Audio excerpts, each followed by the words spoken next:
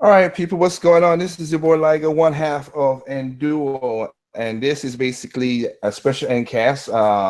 This is my second one-on-one. I had the first one with King Rinpoche, and I have John with me to talk about anything, basically gaming and what's going on, and we talk about opinions and stuff like that.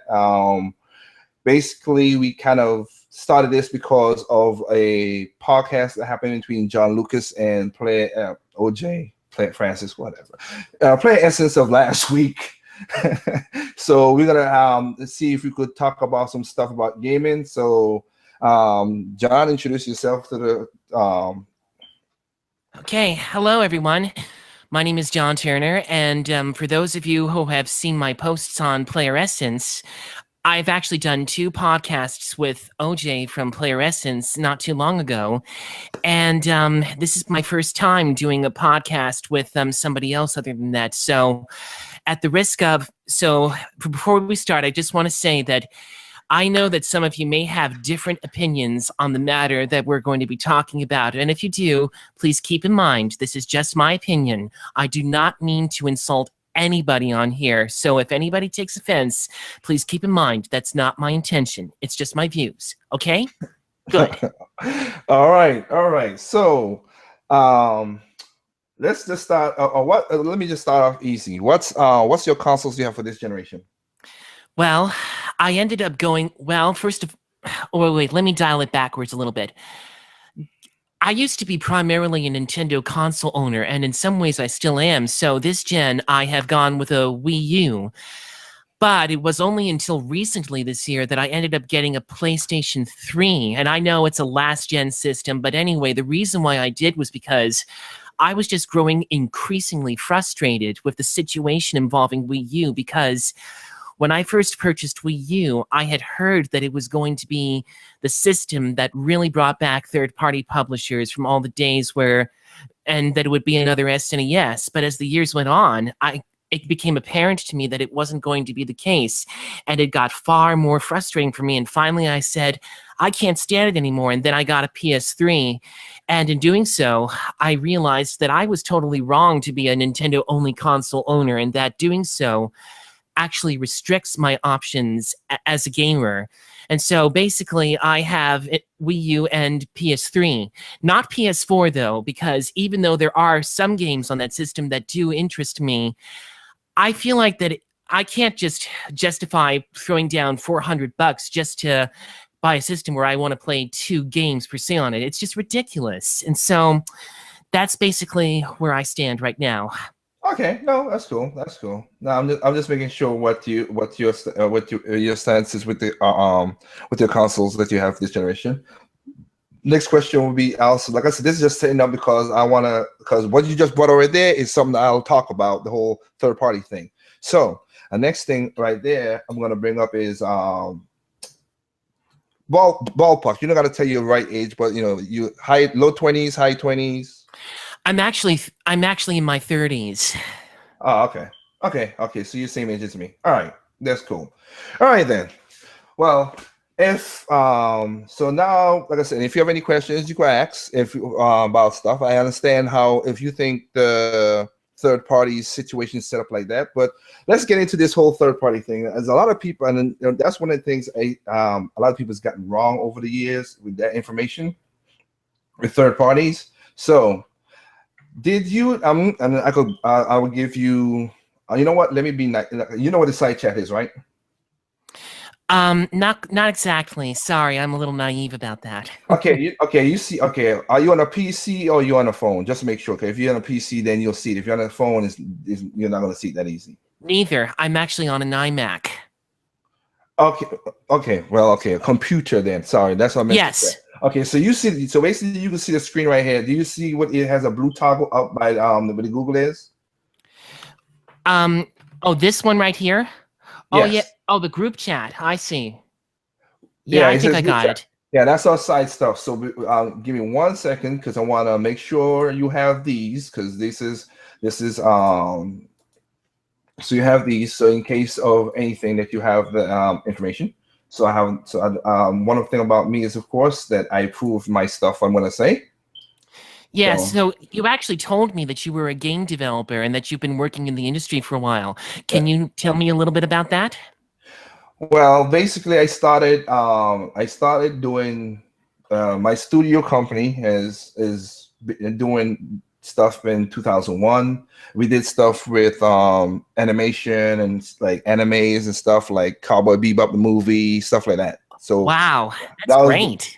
that was kind of the start. And then in 2005, I got a chance to get a contract to work with EA, and so I did the Need for Wow, Speed Most Electronic Wanted Art. and yeah, and then I did Need for Speed Most Wanted, then I did Need for Speed Carbon, and then I did FIFA 2005, then World Cup 2006, which is the Germany World Cup with Wow, EA. you worked on all Wow, you worked on all those sports games. That's incredible. Yeah. So we worked on those games, and then I also got a contract to work with Ubisoft with Red Steel 2.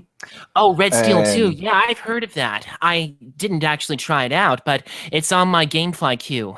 it's 10 times better than the first one. Just that's the I mean, I'll be honest, I get royalties for it, but I'm not saying it to get royalties, but it is 10 times better than that because I never played any game in my life even up to now that does exactly what that game do because it is so fluid and it works and it has the combo system is something that you could create. The combo system is inexistent. That they don't tell you how to do it, but you figure out how to do the combo yourself. I'll have to look into it someday. Yeah, look into it. Look at videos. I don't. One thing about me is I like even though I'm a Nintendo channel and stuff like that, I've never told on my channel to buy a Wii U. I never told anybody to buy a 3DS. It's your money. You buy what you want to buy. That's the way I look at life. I don't care what console you have. That's Go ahead. That's great to know. What I do have a problem with, however, is when it turns into very, very, very nasty confrontational stuff. And I've seen it everywhere on many, many websites. I've seen people take the side of Nintendo saying, Nintendo's better off without these third party publishers. They don't need them. And other people saying, no, third party publishers are important. Without them, Nintendo will basically lose the competition. And in terms of where I stand on this situation, I personally feel that as far as the Wii U goes, I feel like that Nintendo didn't really handle the system as well as I felt that they could have done. Well, for one thing, I don't think they did a particularly good job marketing it. They confused a lot of people with the name. I mean, it would have been a little bit more simple, I think, if they had called it like, oh, Super Wii, like they did Super Nintendo. But unfortunately, I think the name change was confusion. But Yeah, not only that, I agree with you with that. Keep going. I'm just making sure that I agree with you with that. Keep going. well, another thing too is that I feel like that the launch selection wasn't quite on the same level as Wii. I mean, look at Wii, for instance. We had Wii Sports and Legend of Zelda Twilight Princess, as well as a couple of other surprise titles. Now, that launch was perfect for Wii because Wii Sports was revolutionary. It took advantage of the Wii console. It basically sold the system. And Twilight Princess was a title that millions of people really wanted to play because, let's face it, on the GameCube, it was basically in danger of not selling as much because the system was on its last legs. Now, bringing it onto the Wii at the same time, that was actually a pretty good move because not only did it help sell consoles, it made the console a big breakthrough success and brought Nintendo back from the doldrums of what was GameCube. But with Wii U, I felt that they didn't offer two such big name titles. I mean, they had Nintendo Land and New Super Mario Bros. U. They're not bad titles by any means. But, and this is a real big but, when you compare that to Wii Sports and Twilight Princess, they just didn't really have the same effect. And as far as the third-party ports are concerned, I personally believe that the reason why they turned out the way they did is because of a mix-up between both Nintendo and thirds. I'm not trying to take any sides in this matter, but I feel like that there were problems with the porting of the system. I mean, from what I understand, I hear that it's a lot more work to port a game from another system to the Wii U because you have to do a little bit more ground up work from the beginning, and so Yes. you put more time into it, and so Yes. because of that, it becomes much more expensive, and as such, it's a gamble to do, and when your audience doesn't respond very I have. strongly. Okay, I'll debunk what you just said right there. But yes, it is the Wii U is the easiest, is the cheapest console to develop for, but it's the most expensive console to port to. Yes.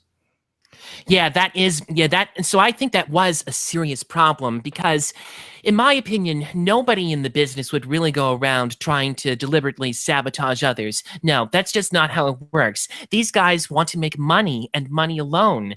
And if you can't make money on a system where people don't buy the games, then what are you going to do? So, in a way, I felt that it was a mixture of both problems. Now, people can say that the thirds intentionally tried to scrub the launch, but seriously, come on now. What third-party company would ever go out of their way to try to intentionally scrub a launch? It's just Again, okay, so I'll let you finish. Keep on finish because I don't want to interrupt in yet. Go ahead. yeah, because well, I mean, I understand that maybe there were some bad relationships that Nintendo did have with a lot of thirds, but I feel like that a lot of the damage was primarily done when Hiroshi Yamauchi was president. Now, don't get me wrong, Yamauchi was good at what he did, but he was also very, very tough on the industry. He was. A little too hard because a lot of people were very, very afraid to work with him when he started going with cartridges for N64, and it was more expensive to do. I applaud Satoru Iwata for trying to undo the damage, but on the other hand, I feel like that it just wasn't quite enough, and the fact that Wii U has sold even less than Wii U and even GameCube combined, it makes me very, very, very concerned. I don't want to see them repeat the same mistakes with NX because I would hate to think what would happen if the NX fails just like Wii U did. Now, by that, I don't mean that Nintendo is in any danger of going bankrupt. Don't get me wrong. I know they're not in any such danger. But it would be very hard for the public to take them seriously because I've talked to many friends in real life, and as much as they like the Wii U, they're disappointed that there just isn't enough games to really interest them. And so I feel that that is something that I feel that Nintendo really needs to try to fix with their latest console, because I hate to see them miss out on game after game and for their system to be laughed at. It's frustrating to me. Okay, all right. So let me so let me point out things. So so you thought you thinking of a failure is basically the popularity of the Wii U. Well, I wouldn't necessarily say that it was the popularity of the Wii that was responsible for it, but I think it was the fact that Nintendo was chasing a different audience at the time of the Wii because... No, wait, no, that's not what no, the question... Oh, I'm sorry, did I misunderstand you? Yeah, I was saying what you think the failure, the Wii U right now is the third console in you think because it's the third console in this, so-called console war, that's because of the sales, that's what you're thinking is a failure? I'm trying to gauge your failure. When you say is a failure, is it the sales of the console? Well, yes, it is the sales of the console, but it's also in the perception of the public because aside from the few people who cling to the Wii U, there are a lot of people who are very much afraid to go near the Wii U, and the fact that, and yes, the sales do have something to do with it. I mean, sure, Nintendo's making money off the console now, but it doesn't offset the fact that it still cost them a lot of money for their first years. And even Satoru Iwata, God rest his soul, he admitted that he wasn't too happy with how the situation was. So I feel like that it's a mixture of both sales and public perception. I feel that Nintendo didn't do a particularly good job of persuading the public to see that the Wii U was a legitimately new system. And because of that, it didn't do anywhere nearly as well as it would have liked to. So, in my opinion, it was both. Okay. All right. You see the side chat right there, right? Yes, I do. Okay. You know what IR pages are? Investors relationship page. Okay. So what do these do? I'm very inexperienced about these things. Okay. No problem. These are the investors relationship pages. So if you want to get, you see, one of the things that as me as a business person, see, I run my own company. So I do contracts with these game developers and stuff like that. I run my company. I'm a boss. I have 50 people underneath me. Wow. So I do. So like I said, so what it is, I have to check up on investment relationships and everything like that. So with that said, if you want to know information about stuff, there's those pages right there tells you. You go there and then you go to find out the financial parts. You have to download the PDFs, or I don't know, since you have a Mac, because I'm not a Mac guy. But it both has the PDFs. We have to download the information. It's a lot of reading, so it's up to you if you want to take into the reading to find out stuff like that. So that's one. But Oh, it looks pretty complicated. well, it could be complicated, but the thing about it is by law you have to tell investors what you're doing with the console, what's the sales, what's going on, what's the relationship, what's everything. So it's in those pages for all these companies.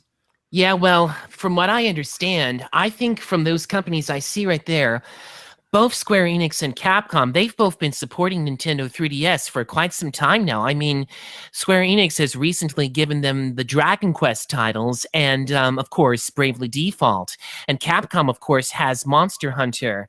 They haven't done very much on Wii U, though. I think mainly because the poor sales response and the public response kind of spooked them off a little bit. That's how I see it anyway. Okay, well, okay. So I'm just giving you where I get my evidence from, just making sure we're on the same basis. That's all I'm making sure first. That's why, if you want to, what I am about to talk about is in those pages. Like I said, there are financial pages where you get quotes basically from the chairheads, the financial heads, the developers, everything. I'm just letting you know that. So Okay. So I'm just giving you my evidence to back up what I'm going to say. So first of all, I want to start from where everybody think there's a mistake. No, you're right on the advertising for the Wii U, and you're also right on the name. Never going to argue that. So I'm going to go back a little bit. Now, yes, Yamauchi was a tough person on the developers, and the reason why he did that, cause kind of basically we know he saved the Nintendo NES saved the gaming market in the West. Well, of course, the gaming market would have been basically collapsed otherwise. I think he got a little too greedy, though, when he started charging high royalties with the N64, though. And I again, that's something I could agree with, though. But I also agree that what he did it for because he saw what happened with Atari and what Warner Brothers Studios did with basically giving out the licenses for easy. That's when Nintendo back in those days had the Nintendo seal of quality. That's why he wanted to make sure that these games were up to standard, because everybody knows Miyamoto's famous quote: "Take your time to make the game, because once a bad game is always going to be bad. A delayed game can be fixed and be a good game still." So interesting. Oh yes, I'm aware of that. Okay, so with that said, now 64 came. You know what? Let me ask this question to you.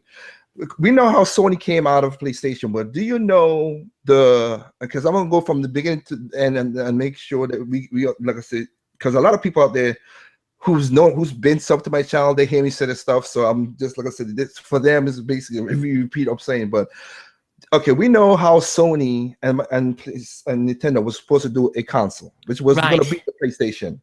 Yeah, I heard about that. I heard it was basically going to be an SNES CD add-on, but for some reason they jettisoned it, right? Yes, and but everybody who's been, if you ever heard and go back to any books or whatever, most of the cases, where you get this information, what I'm going to talk about is basically Consoles War. There's a book called Console War. You could check it out on Amazon. Just type it in, you'll see it. What happened was, though, that Nintendo, everybody said, and most people other than the book, I'm just saying, most people's general position is because, Nintendo backed out of the deal and did a deal with Philips. And they did. I'm not saying that they didn't. They did. Yeah, that's how we got those 2 terrible Zelda games on CDI. Three. It's 3, not 2. It's 3. Oh, 3. I'm sorry. I haven't gone anywhere near those games, but I've heard how bad they were. And as somebody who does genuinely love Zelda, I'm not going anywhere near them.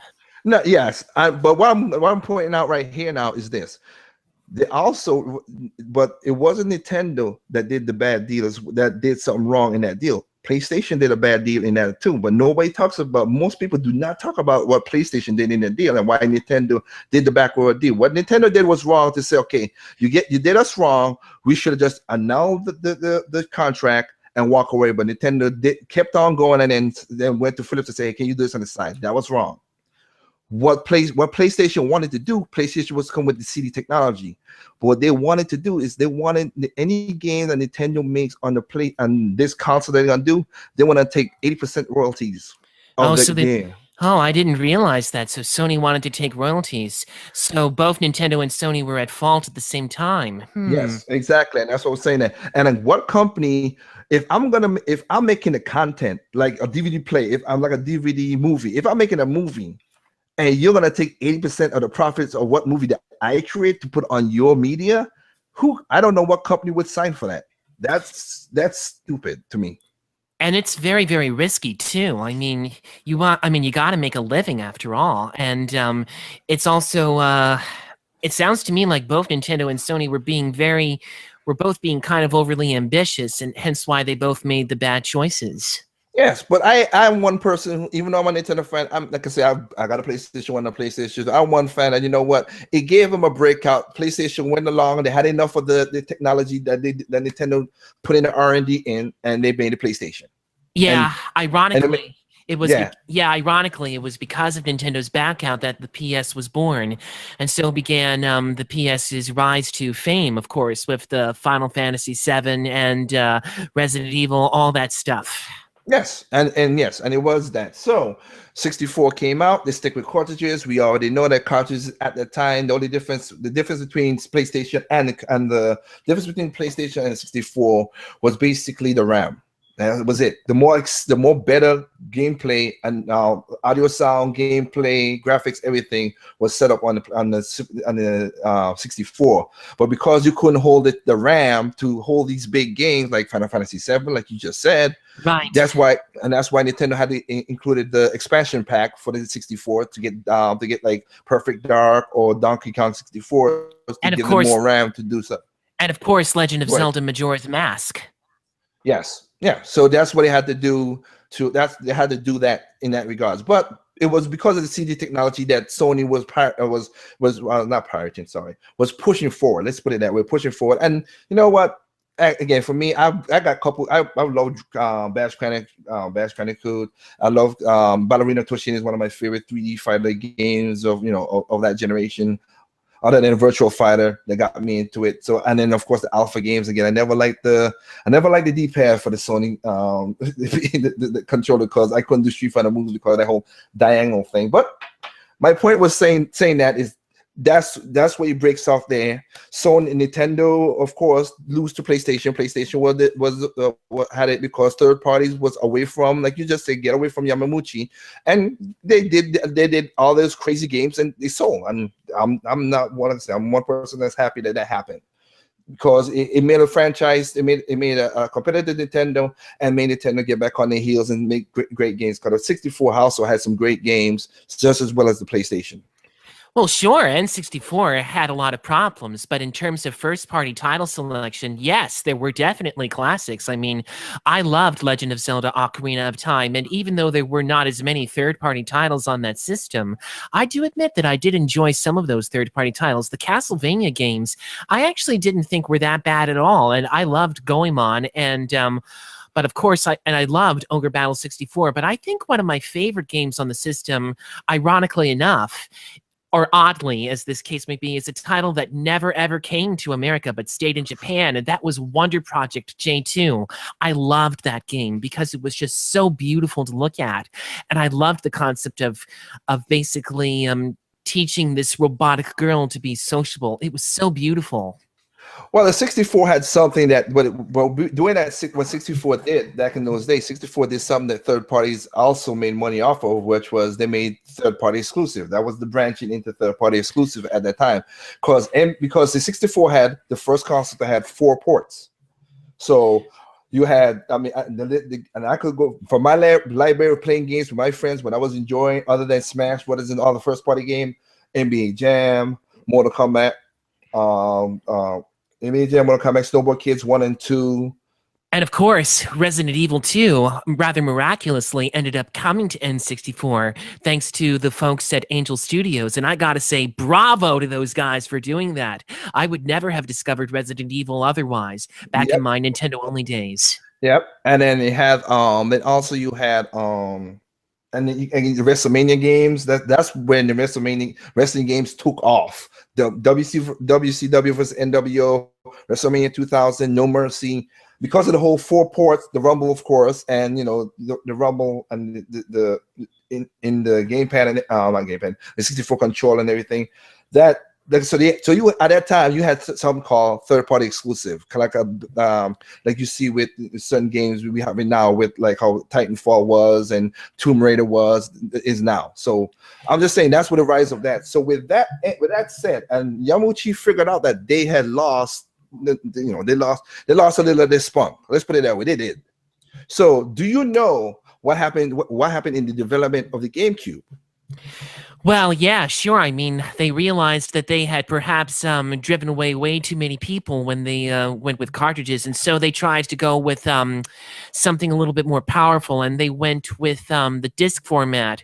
Unfortunately, they didn't go with DVDs, but with something that was a little that was a little bit smaller in size. It was powerful enough though, but unfortunately, I think what went wrong was they didn't market it particularly well, and PS2 was on the loom. So much on the loom at that time that I don't think it really would have mattered right then. The hype was so great, and so I don't know if GameCube would have had much of a huge chance. Okay, no matter what.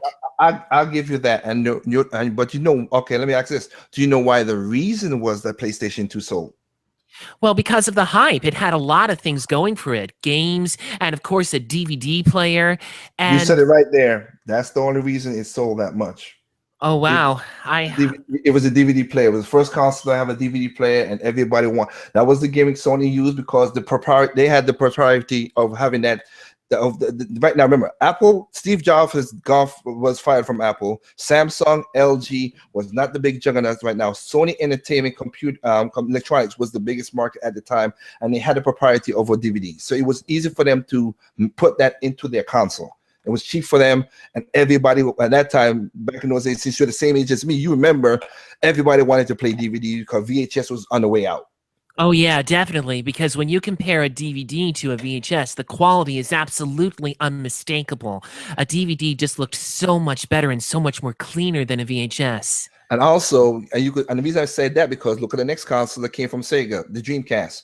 Dreamcast didn't have a DVD player. It had basically you could always play CDs. You could play music, but that's as far as it went. And it did very, very badly too.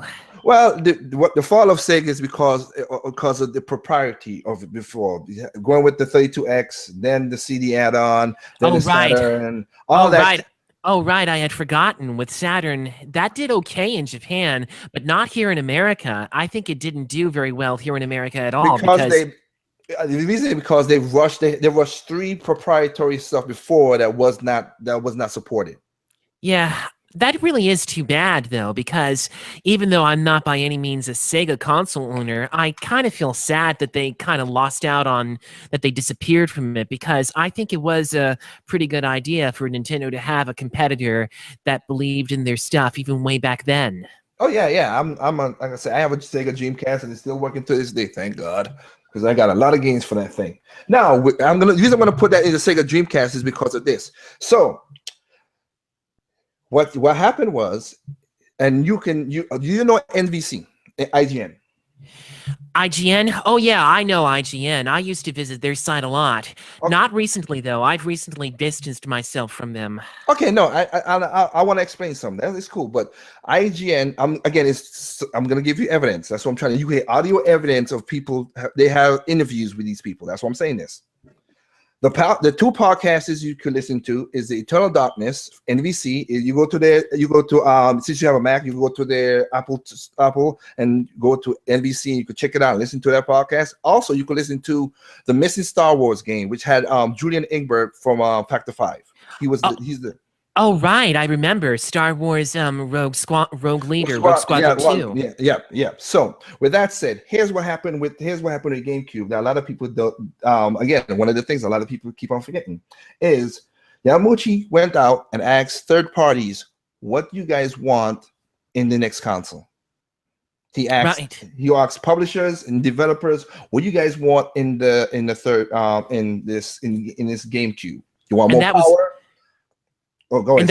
and that was very honorable for him to do, because I think it was honorable for him to realize that he may have made some grievous missteps, because I really don't think it was very good in the long run for Nintendo to lose Final Fantasy or Dragon Quest. Those two were some of their biggest selling franchises, and for them to lose that back then, it was such a huge crippling blow to them, and I'm pretty sure they were pretty upset about it because of that. Technically speaking, they weren't, but again, that's just I'll leave that to the side. Those podcasts that I just listed to you, those guys are third. Those guys again. Dennis Dyack is the.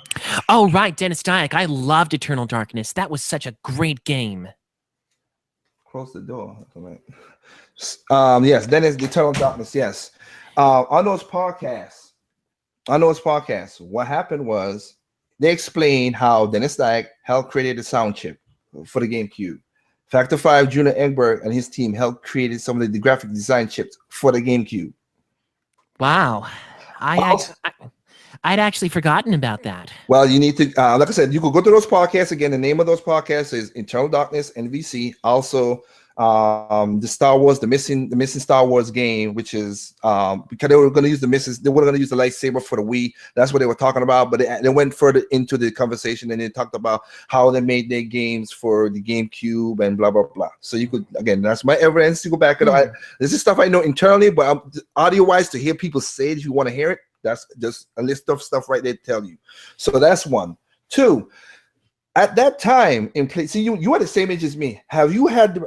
This is something that PlayStation had many times. So I'm gonna ask this question right here too. Did you have any piracy problems? Did you pick up any disc that was not that you could play on PlayStation 2 or PlayStation 1? Or well, so you don't have a dream. You see, you didn't have a Dreamcast. So. Oh, right, the whole piracy thing. Yeah, no, as far as I'm concerned, I didn't have any such problems. Okay. Well, no, it's not a problem, but what it is like, okay, when I'm not from America. I came to America in 2000. So when I came up into America in 2000, I went to college and everything else. Well, what happened is I have those discs right here in my house, and I got to do a video about that because it is funny as hell. But what you could have do is you could have bought, because it's a CD, people copied those discs and sell them just like bootlegs. They bootleg. That was the piracy that was going on. If you take a regular game, put it in PlayStation, pop it out, then after the symbol calls out and put in the bootleg game, it ran. Wow. That's really shocking. I cannot believe that anybody actually would really involve in that kind of piracy. Well, I mean, okay, sorry, go ahead. I didn't mean to cut you off. I mean, it's understandable why Nintendo would want to counter it, with their measures, although, to be honest, I wish they had found a more effective way of doing it while not necessarily, gosh, I'm at a loss for words. I really don't know what to say right now. Okay, well, let me finish what I want to say. Sega Dreamcast has the same problem. I have Capcom vs. SNK 2. I bought it for $10. It's a white disc. It's not an official disc. I could put it in my Dreamcast and play the whole game for instead of paying for the $60 that game was for. So Sega Dreamcast had a problem. So what the third-party developer and publishers asked Nintendo is, we need you guys to make it that we can't, so people can't pirate the games, as you just said, so they can't pirate the games. So what Nintendo came with is starting up the whole proprietary system of the 3.5 disc. Now, the 3.5 disc is not only that it's small, like you just said, it's burned in a special way. Most CDs, when they're majority of CDs that's burned, it's basically burned. It's basically burned inside out. You know what I'm talking about? Like the groove, it goes out, and then it burns. Yeah.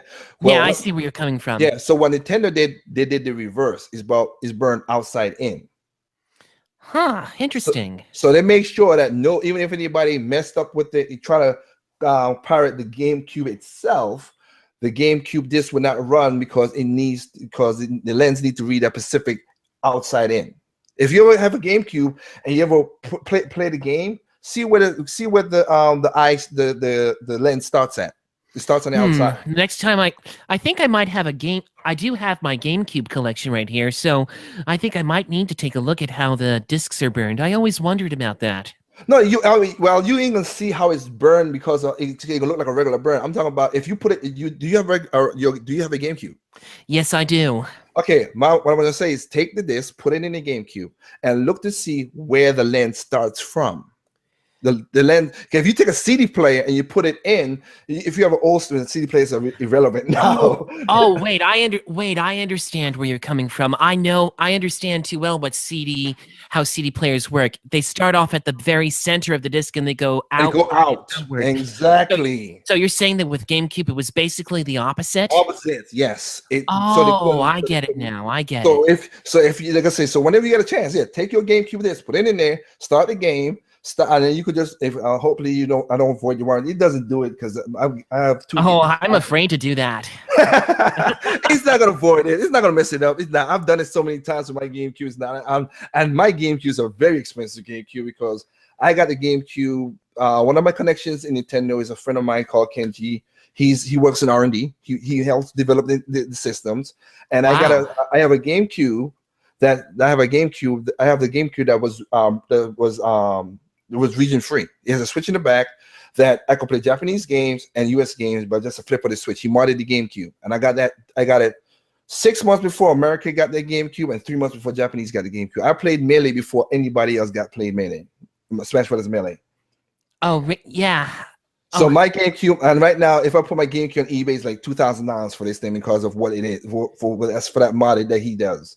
But wow. my point I'm gonna say is, if you do that, that's where you see the lens. Like you just said right there, if you do a regular CD, the lens starts on the inside all the way to the center and goes out. GameCube opposite.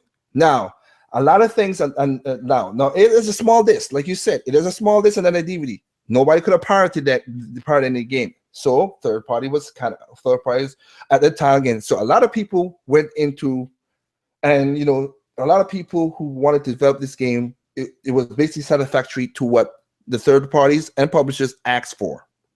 So that's what they asked for into the system. So you know what? That's what they wanted. So with that said, and I'll debunk one thing that most gamers always say. Oh well, that means they couldn't put it on disc because it has multi-disc. Yes, Resident Evil 4 was on a multi-disc.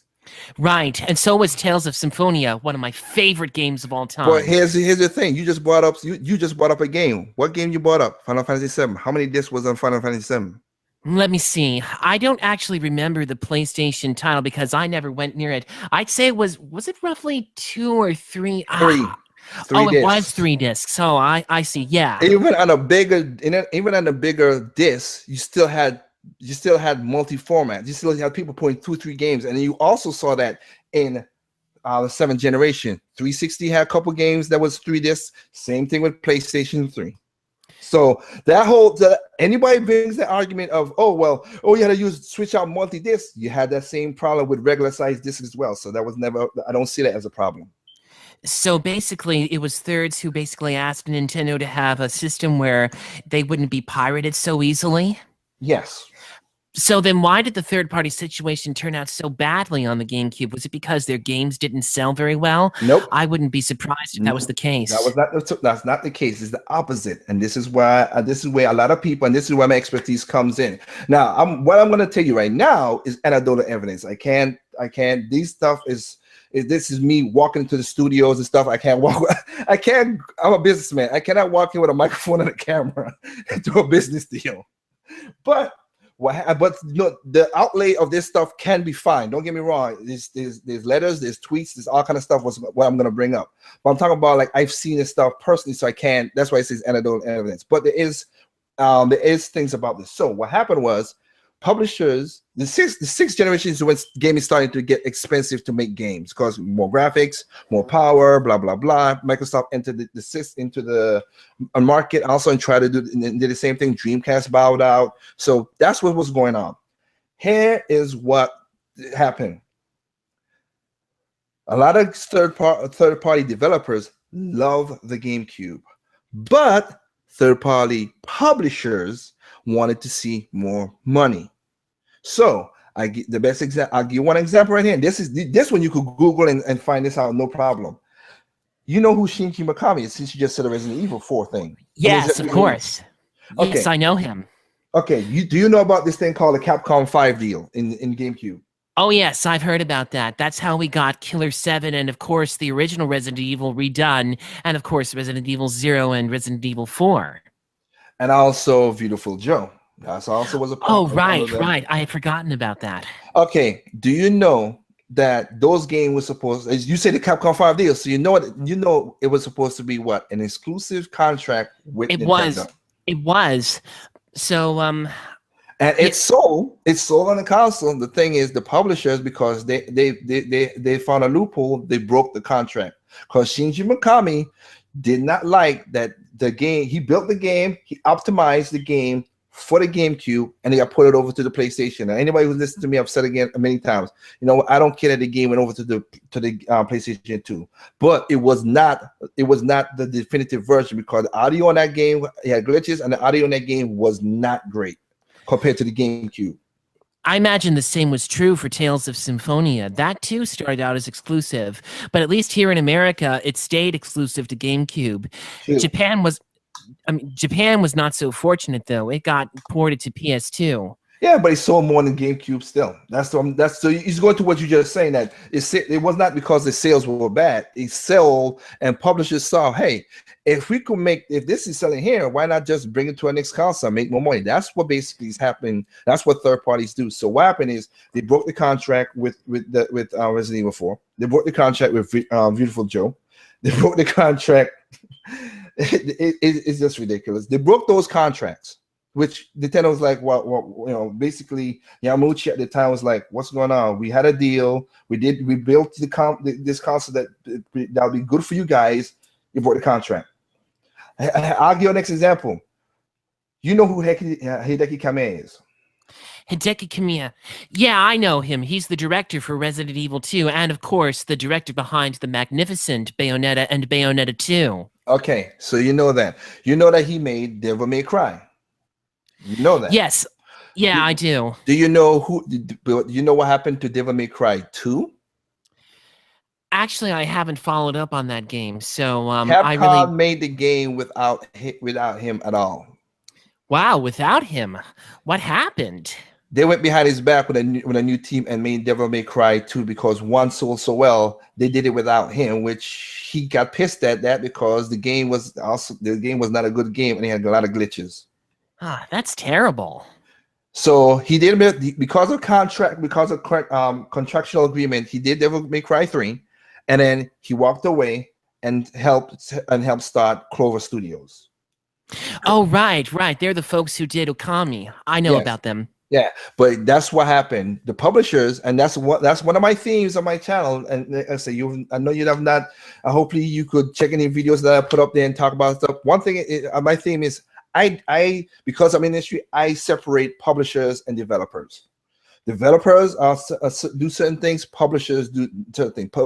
The publishers do not give. I'll be honest with you. Majority of publishers do not give a damn about gamers. They don't. They just care about money. That's it. They're mostly investors. They're mostly businessmen, and they want to make sure that investment turn a profit that year itself. That's why we have a lot of rush games now and broken games and all that stuff. Which I'll get to that later on, to what you just said at the beginning of this podcast. Well, sure. I mean, every business has to make sure that they make money too. Although I'm going to say you have to make money. So I'm sorry. Go ahead. Although, yeah, you do have a point how there are a lot of games that are basically rushed on the market. Although on the flip side, it still doesn't necessarily make the situation involving Wii U any better for not having for missing out on game after game, because no matter how you look at it, it's not a good situation for the system at all. Okay, I can answer that question. I'm just walking us up slowly so you understand why I'm gonna get to the Wii. You're gonna see what I'm talking about. I'm just doing this piece by piece to walk you up through it. So, are you still there? Oh yeah, I'm still here. Okay, I'm just making sure now because where I'm at, sometimes time want to crap side on me. I'm making sure they lost you. So with that said, okay, so that was a deal that got that also. So basically, there were a lot of deals back then that got broken by a lot of third-party publishers. Not on Nintendo side this time. It was on the third-party publishers did it, and most of the developers did not like that. They because that was not the deal that they signed and everything. As I said, that created Clover Studios, and you know Shinji Mikami right now is a part of Platinum Games now because he got sick and tired, which I'll bring you to that too. So Resident Evil 4 was on there. He didn't like it. You could go out, you could go down, and you see he had this thing for it being a PlayStation 2, and he praised it to being on a Wii, which is again it's weird, but that's what he has praised that the game felt better on the Wii with the You mean? remote. Oh, right, the Wii remote. Yeah, I Yeah, remember. That Resident was Evil a huge. 4 Wii edition. So basically, it was a case of the publishers deciding that they wanted more money, and so they basically made some developers feel cheated as a result. Yeah, but he like I said, they made but the Resident Evil 4 port to the Wii made sold over 1 million, made money, everything was good. Here's the thing that I will also let you know before let me put this into sentence as well too. Um, a lot of publishers, a lot of developers, because they don't have the capital to copyright and do the rights for the game. They sell excuse me, sorry. They sell the IP to a publisher, so the publisher owns the right. Like Sega owns Sega owns Bayonetta. They own the IP of Bayonetta Right. and Vanquish, and I forgot the one for 360 that came out from Mad World. They own the rights for Mad World. Mm-hmm. So Platinum, even though Platinum developed the game, they don't own the rights to the game. Right.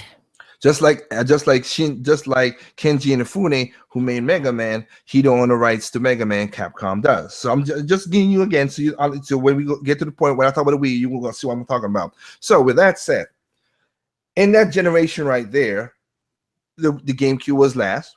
It was last, but it was built for what the third party said they wanted to, and it kept and they broke the contract. Now, the only thing what Nintendo did and what Yamauchi realized was, and that's why he's setting up for the Wii U. That's what at that point what Yamauchi realized was, okay, I put my hands out. I asked you to develop the system. You guys broke the contract, so you know what? We're going back to making our own ecosystem that we could thrive on our own ecosystem only, because even though the GameCube sold 22 million. They still had the best attachment rate of the console in that generation. I mean, in other words, every GameCube had a ton of games that people bought for the GameCube only. With that said, they said, okay, let's do the Wii. So with the Wii, the DS, and everything went further.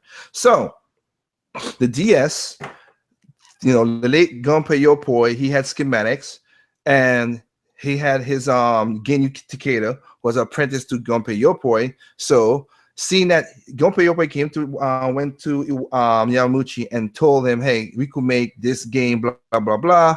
He basically took the schematics from that Gunpei Yokoi made and made the DS. And Yamauchi said, okay, you Genyu Takeda is head of R&D. But I thought Satoru Iwata took over at Nintendo at the time during the GameCube transition. Yeah, here's what I'm going to say. It's the department. Genyu Takeda is in charge of R&D, making consoles, making hardware. Miyamoto is head of EAD. That's software. He's in charge of software. Yes, of course. I know that. Yeah, and Iwata was the overall president. He made those three people. Yamauchi, his master plan was to say, okay, Iwata is a game designer. He knows games. He knows his product. I'll put him as the president. He was the first, you remember, because before that, Nintendo never gave it to an outsider. It's been family owned all the way up to Yamauchi. So, but he had that much trust in Iwata that he had most of the shareholders, of course. He said, Iwata, I want you to be in charge of this because you know the product. You, Miyamoto, you know about software and how to do certain things. Boom, I put you in head of that Genyu Takeda because you are a good successor to Gunpei Yokoi, who made the Game Boy that helped us launch the Game Boy and the Game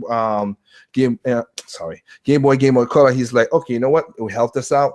He put those three in charge of the department. Those people are there to balance out the investment board.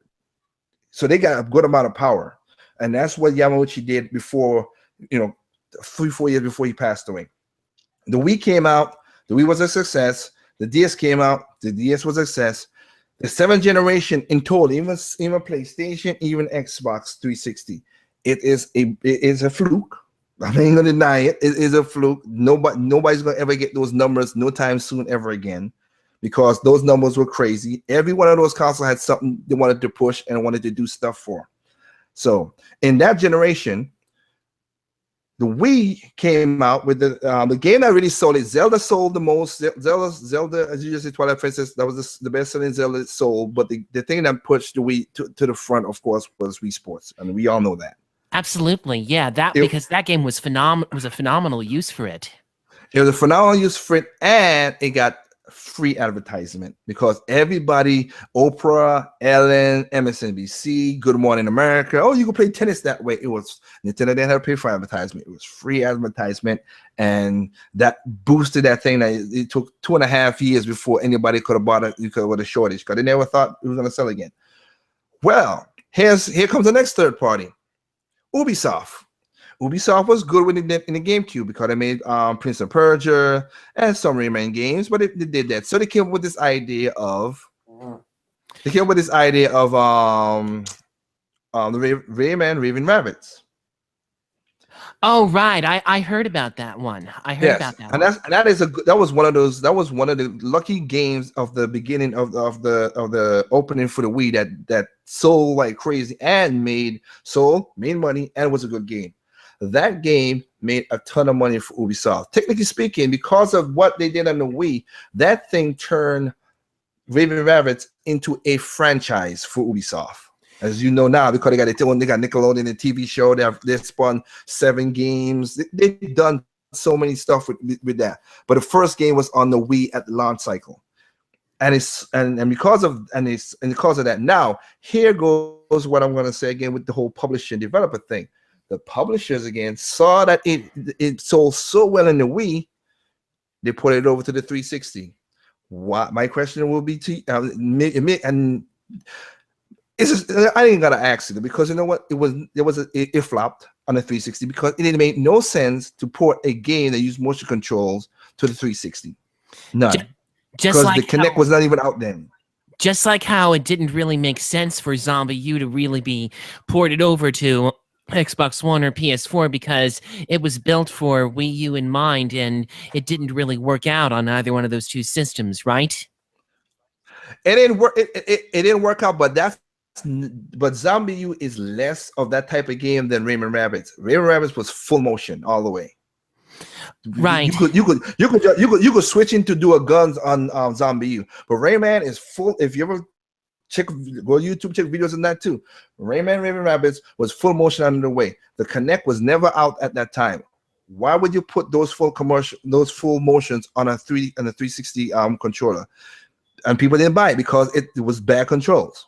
They didn't buy Raving Rabbids 1. They didn't buy Raving Rabbids 2, and they ported both of those games, which is, I don't know why they did that, but they did. And it was a flop for Ubisoft, but it made money on the Wii U. I mean, on the Wii. Now, with that said, that started again another set of trend of third-party publishers. And look at this now. They had an install base. But nobody wanted this still being greedy. And again, I'm not saying greedy like is a bad thing to await. They have to make money, like you said before. But one of my things is, you have a golden goose. Don't kill the golden goose. Just don't do that. Don't start doing that craziness right there. So they had the next game, No More Heroes. Suda51, the guy who he helped kill Killer 7. Oh yeah, I do own No More Heroes. That's a pretty good game. No More Heroes 1, No More Heroes 2 sold well on the Wii. He also got ported over to the PlayStation 3, and you can pick it up for the PlayStation 3 as well. It flopped on the PlayStation 3. I'm talking financially. It really, and financially and sales wise, it didn't sell. They broke the contract in that one. So in truth, it really wasn't such a good idea to bring No More Heroes to PS3, even though a lot of people said it'll sell more on that system. In truth, it didn't. It didn't. I'll give you this is one thing I could actually look up, because this is a question I've asked everybody from since I came. I started my gaming channel, this channel I'm on right now. I have other channels, but I started this channel last year on this time. So when I found out something going on in the summer, I asked a question. Let's go back to Resident Evil. Resident Evil Chronicles, the light gun games, Resident Evil Chronicles and Dark Side Chronicles. Both of those games sold over 1 million and it was a success on the Wii. And then they brought them over to PS3 because you know how much Capcom loves to port things over, right? Exactly. And after look, and this is again, if you could find this, and this is one thing I don't know 100% from my research. So if you find these, I will gladly take your answer, because I'm open-minded to find this. But I've searched, I've looked at the VG charts, I've looked at Media Creates, which is in Japan, Famitsu, which is in Japan. Although VG charts really can only be taken with a grain of salt because their numbers are kind of suspect at best. Well, even if it's suspect, this number I'm going to tell you is horrible. That's my point. It doesn't make no difference what I'm going to, and if you can find the true numbers, it's true, it is numbers. But I hope it's not the true number, because the number I saw, again, Chronicles sold over 1.4 million on the Wii. Darksiders sold over 1.1 million on the Wii. On the PlayStation 3, it sold 11,000. Wow, 11,000. My gosh. So it didn't turn out to be such a good idea after all. That's not even a good idea. That's waste of money, because you have to redo the assets to do the HD port up. You know, it kind of reminds me of Resident Evil Revelations, how that started out as 3DS, and then Capcom decided to port it over to many of the other systems, and Wii U was one of them. And ironically, it did really, really poorly on Wii U and somewhat okay on PS3, but it really sold the best on 3DS. Yes. It did. You're right. And here's the next game that also went back and forth. Clover Studios did, as you just said, Okami. Okami was a PlayStation exclusive. But then they decided to go ahead and port it. If you ask me, I think Capcom really needed to be a little bit more like honest and say timed exclusive instead of just exclusive and then going back on it. That wasn't existing back then. Back then when Xbox came into the generation, the thing Xbox did was they would start as people most say money hatting. They didn't money hat games like they did like now and like last year before. What they did was money hat special content. That's what Microsoft did to the gaming market, other than bringing better better online. I'm not going to deny that. Yeah, I heard that. And when I say that, I feel that Nintendo has to make sure that NX doesn't suffer from the same porting problems that Wii U does. I don't mean that they should go around and start money hatting like Microsoft does. They won't. But on the other hand, but missing out on games is never, ever a good thing. And I really do not approve of that happening at all. Okay. So again, I'm walking you up to this thing. So, you know, as you just said, Okami, Okami got good scores on the PlayStation. It got great scores, reviewed well, flopped on PlayStation 2. And so they ported it because they were desperate to make more money? They ported it over to the Wii U. Lo and behold, I mean the Wii. I keep on saying Wii. My mistake. Damn it. It's all right. They ported it over to the Wii. Check out the sales on the Wii. It made money on the Wii. It did great on the Wii. Then they did the HD version. Go and see the sales of the HD version on PlayStation 3. And let me guess, it did badly, right? Exactly. It failed. It failed on a PlayStation console again. Not for the second time. It failed on the PlayStation console again. Then they did Okami then. Okami then came on the 3DS, sold like crazy again.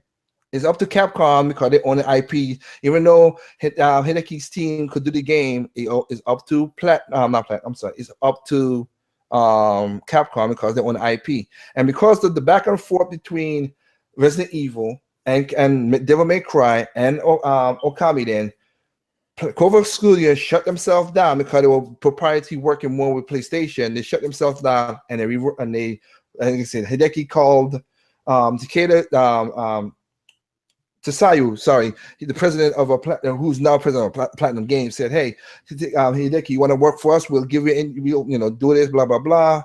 Same thing with Shinji Mikami. He said Shinji Mikami will come over. That's why after Capcom, Shinji Mikami was very vocal about Resident Evil 5, but he stayed in and tried to help Resident Evil 5, and he hated Resident Evil 6. And that's when he broke his contract and walked away, and that's why he did Evil Within, which was last year. That was his game, because he's saying that this is going towards shoot and not that genre of being horror like I made Resident Evil 2 be. Well, yeah, I mean, The Evil Within, I've only played a little bit of that, and I will say that parts of it definitely do feel a lot like old school Resident Evil, although I will admit that even though I do agree that the first 4 Resident Evils and Resident Evil 0 were fantastic, I didn't hate Resident Evil 5 at all. I thought it was a somewhat playable game. I thought it was fun, although I do agree it wasn't quite as scary as the previous ones. No, Shinji Mikami, he held 5. He stayed in with 5, but he was vocal saying, "I don't like the direction that this game is going." And so yeah, but I heard about how badly Resident Evil 6 turned out. Yes, because they went more to shoot and less scary. The only part that was kind of what Shinji Mikami had, which again he didn't help develop. He overseen and he walked away from the game, was the Leon part of the game. The Leon part had the suspense thriller, but the other 2 parts, the Chris Redfield and the I forgot the girl that he saved in Resident Evil 2, the girl who Alistair Rice's son, Sherry Birkin. Sherry Birkin and Alistair, they had three different paths in the game, and those 2 paths were just basically like a Call of Duty clone. Right, only Leon's campaign felt like a genuine Resident Evil one, Yes. Whereas Chris and Jake were kind of more like Call of Duty style, right? Yeah, and same thing with again the 2 names we just said with Chris, with Alex, with Wanker's son and God dang it. And the girl that you just said, I'm so sorry, I'm trying to tell right now.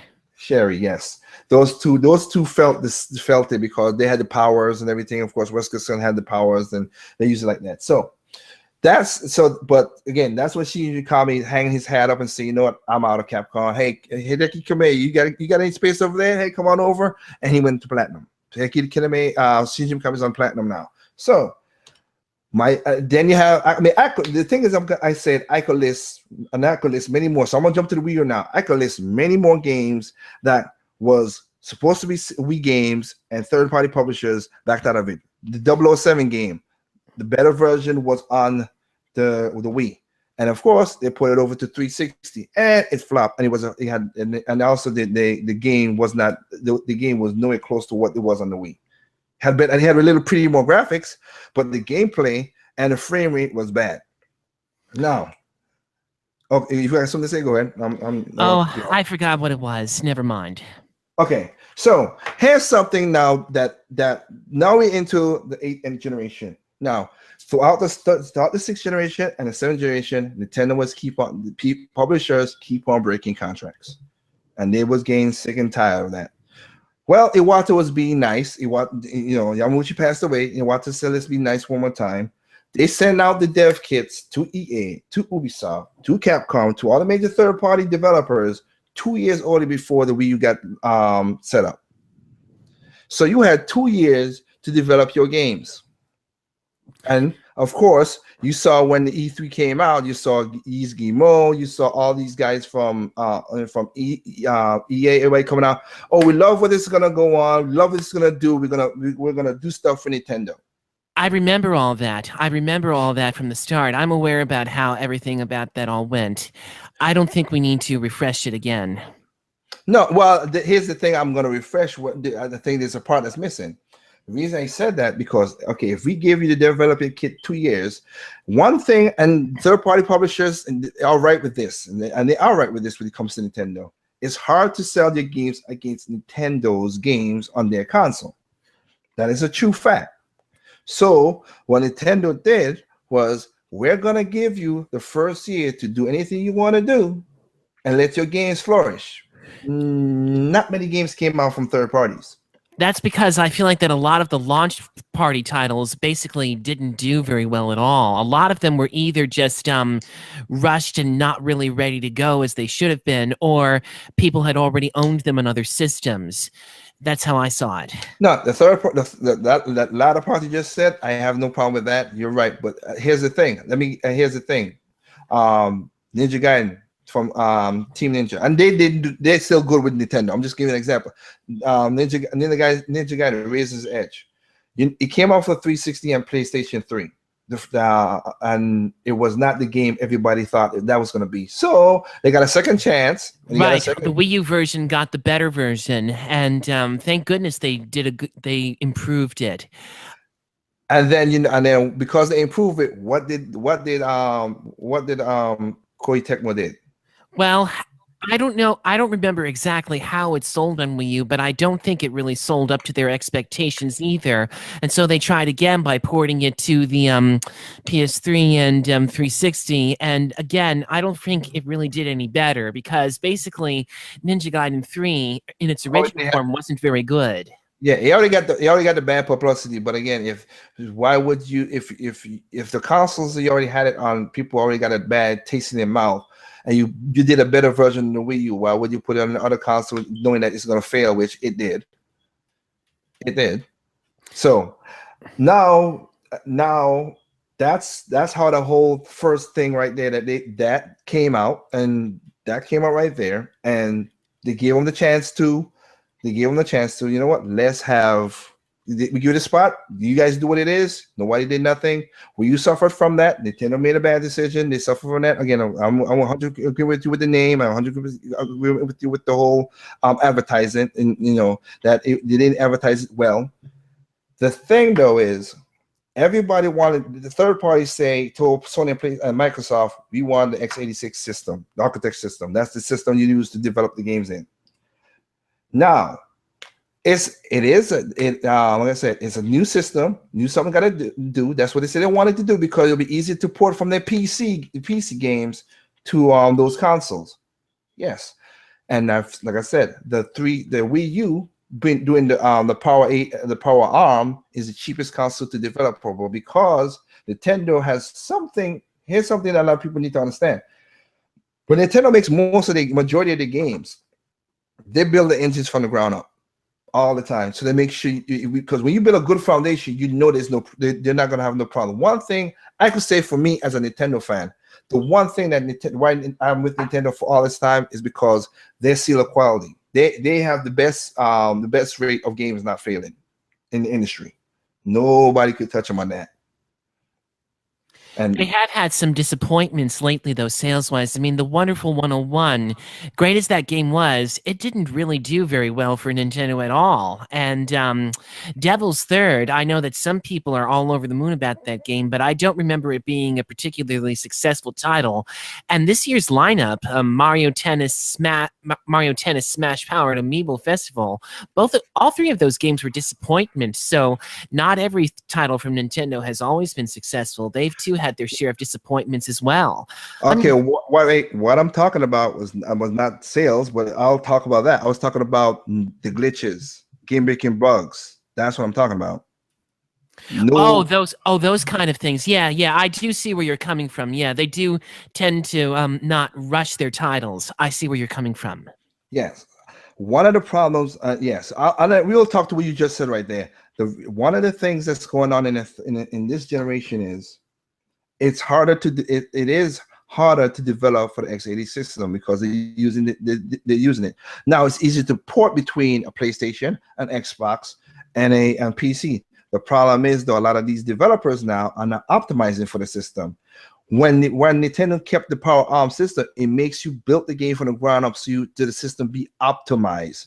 And I'll say this is because you have to port it. You do have to spend more money if you're porting a game that's a third party to that degree. Because I've seen developers in EA, in Ubisoft that have these great ideas, and when they go to these publishers, They cut them, they cut them down, shut them down, watered down the experience of these games, and then next thing you know, they don't even want to do it no more. Developers, because of how the publishers want, because they want to sell a certain amount of money and whatever. Hmm. So what happened is so right now we get a lot of games that is getting rushed without optimization, because again, you have I'll give the simplest example right there.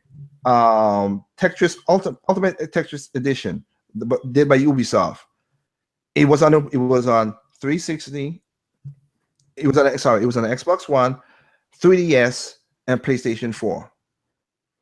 PlayStation 4 had the biggest glitches and game-breaking bad frame rate, and it broke the game. A powerful system, but it can't play a simple Tetris game. That is a problem, yes. But although I do believe that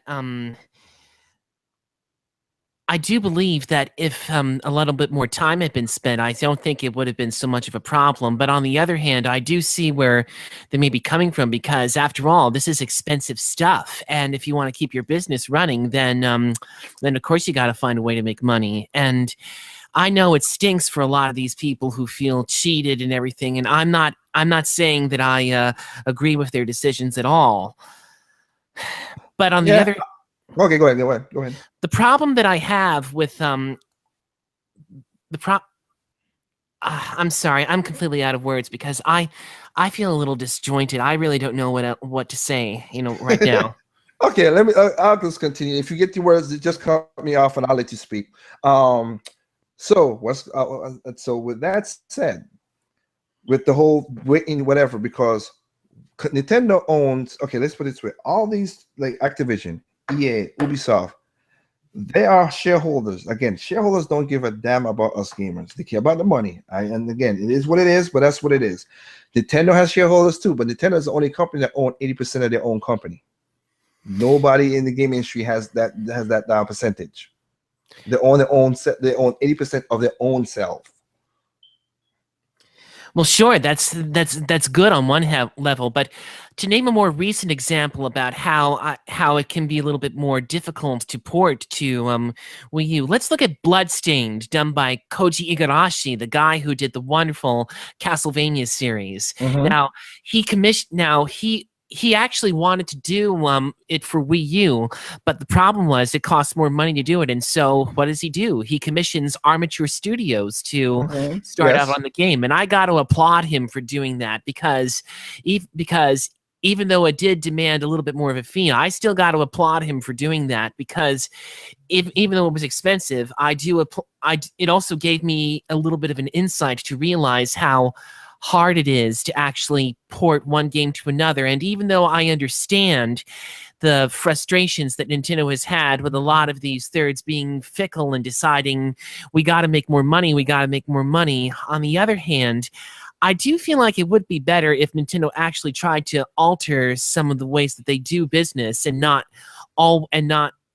try to play things their own way, because as I said, the Wii U is their least selling system ever, and I really don't think that going first party only for NX is the answer. I mean, as bad as the situation is, I feel like that both sides have a problem with it, and I don't want to see the same thing happen again with NX. And I am hopeful that things will be a little bit better, because I mean, Square Enix, they've basically confirmed that Dragon Quest 11 and 10 are both going to be hitting NX.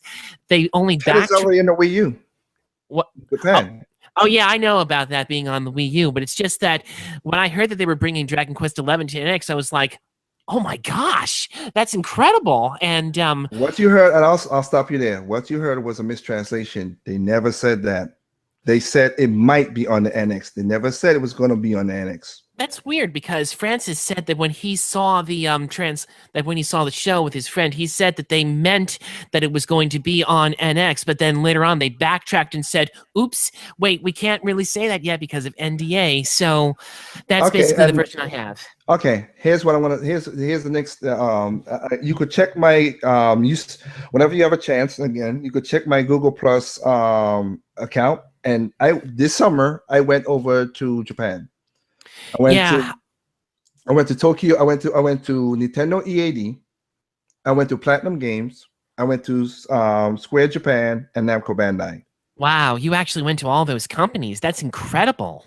So what I'm gonna say, what it was is they say it might. The translate, I know kanji, and I have to speak there because I have a branch over in Japan. They said might. They never said that. They never said it's gonna be. They said might because they don't. And I'm gonna tell you, I'll be in all honesty. Even when I went over to Nintendo, I do not know what the NX is. Kenji, my friend who works in R&D, do not know what the NX is because he makes the consoles. Only the top heads know what the NX is. So I'm not gonna champion nothing without knowing what's going on, and I don't know what's going on. So I'm one person on YouTube. If I don't know what it is, I'm not gonna make a big hoorah or say anything about it. So Square Japan said that it might be an NX, and it could be. I'm not saying it can't be, but the phrasing of that time was might when they did the not a conference, the Square show, kind of like a EA kind of style show at the animation thing. It was might. It was never, because they don't know at the time what's going on with the NX. So they said in that translation was might, and there's a ton of mistranslations that's going on, and there's a lot of people on NeoGAF and everything that get many translation wrong for what it is, because the next one is when it talked about you say NX. Even look at the Time article. You could go read the Time article. Kimishima said, I don't know where everybody's getting this, and that's the same thing I get when I went over to EAD. They said we don't say NX, we say the Famicom 7. That's their code name that they're using right now. Sorry. Yeah, I'm aware about the NX being basically just a code name. I do hope that it is much better and much more successful, though. Okay, and here's where this is where I'm gonna break it down a little bit now. Now we in the Wii U stage. The Wii U is the less selling console out of all three. Which one do you think makes the most profits, though? And you could look in the IR pages where I put in the sidebar. You could check all these companies and look with them what the profits of all these consoles. Well, Nintendo may make profits off the Wii U, but that still doesn't change the fact that that this is not an acceptable situation for them either way. It could be doing a whole lot better, and their numbers could be a whole lot healthier. I am not disagreeing with you with that. You're right, but the Wii U makes more money more money than the PlayStation 4 and the Xbox One combined. Oh, I'm aware of that. I just feel like it's just not enough because Nintendo needs to do something to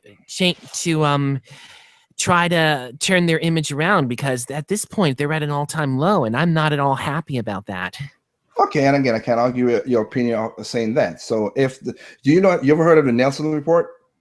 Nelson Report. I'm not really sure if I have. Okay, Nelson is a research group that does like the name that they're known for is like when you get the TV ratings. They're the one who do the TV ratings to say, 6.5 million people watched Grey's Anatomy last night. That's what the Nelson group does. All right. Okay. They came out with a report this summer, asked why people buy each consoles. All right.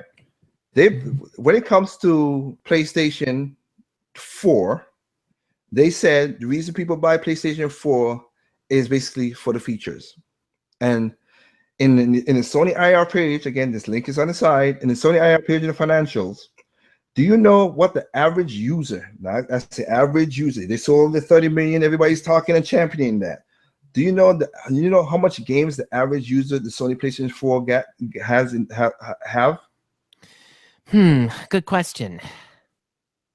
Just guess. I'm not trying to put you on the spot. I'm just because these are things a lot of gamers really don't understand and don't know. So I am one person that when you speak stuff like this, not you per se, but people like Francis, people like who do see.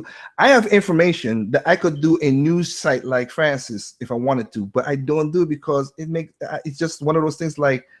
I don't care enough to do that because I don't want to be popular or be in the raw or people asking me a ton of questions. Yo, like, are you in this? And it happened before, but I'm a person to say, hey, you get your games, enjoy your games and play them. Don't care about the politics. Now I do the business side and I could break some stuff down. The average user who plays PlayStation 4, who has the games, the average games they have is 3. Only 3 games per system. 3 games per system. That's it. Nintendo, even though it's 10 mil, even though it's 11 million, so I'll round up. Even though it's 10, is that the Wii U, the Wii U system has an average of 7. Yeah, well, sure. I mean, the customers who buy Wii U definitely tend to buy a lot more games. I just And with wish. that said, you ever heard of Iwata's famous quote? Consoles don't make the games. Games make the games. He said that software push everything. So Nintendo's money has never been into the consoles, except they make profits on the console like everybody else. Well, let me not lie, not everybody else, because Xbox has problems. But they make money in the consoles, not a lot of money, but they make money on the software. That's where their bread and butter been and always been, the software. Sony, let me finish off with the Nelson report. That's a report pointed out, and the IR page pointed out that that's the only 3 for Sony, and this is Kazurai saying it himself. Now on the Xbox side,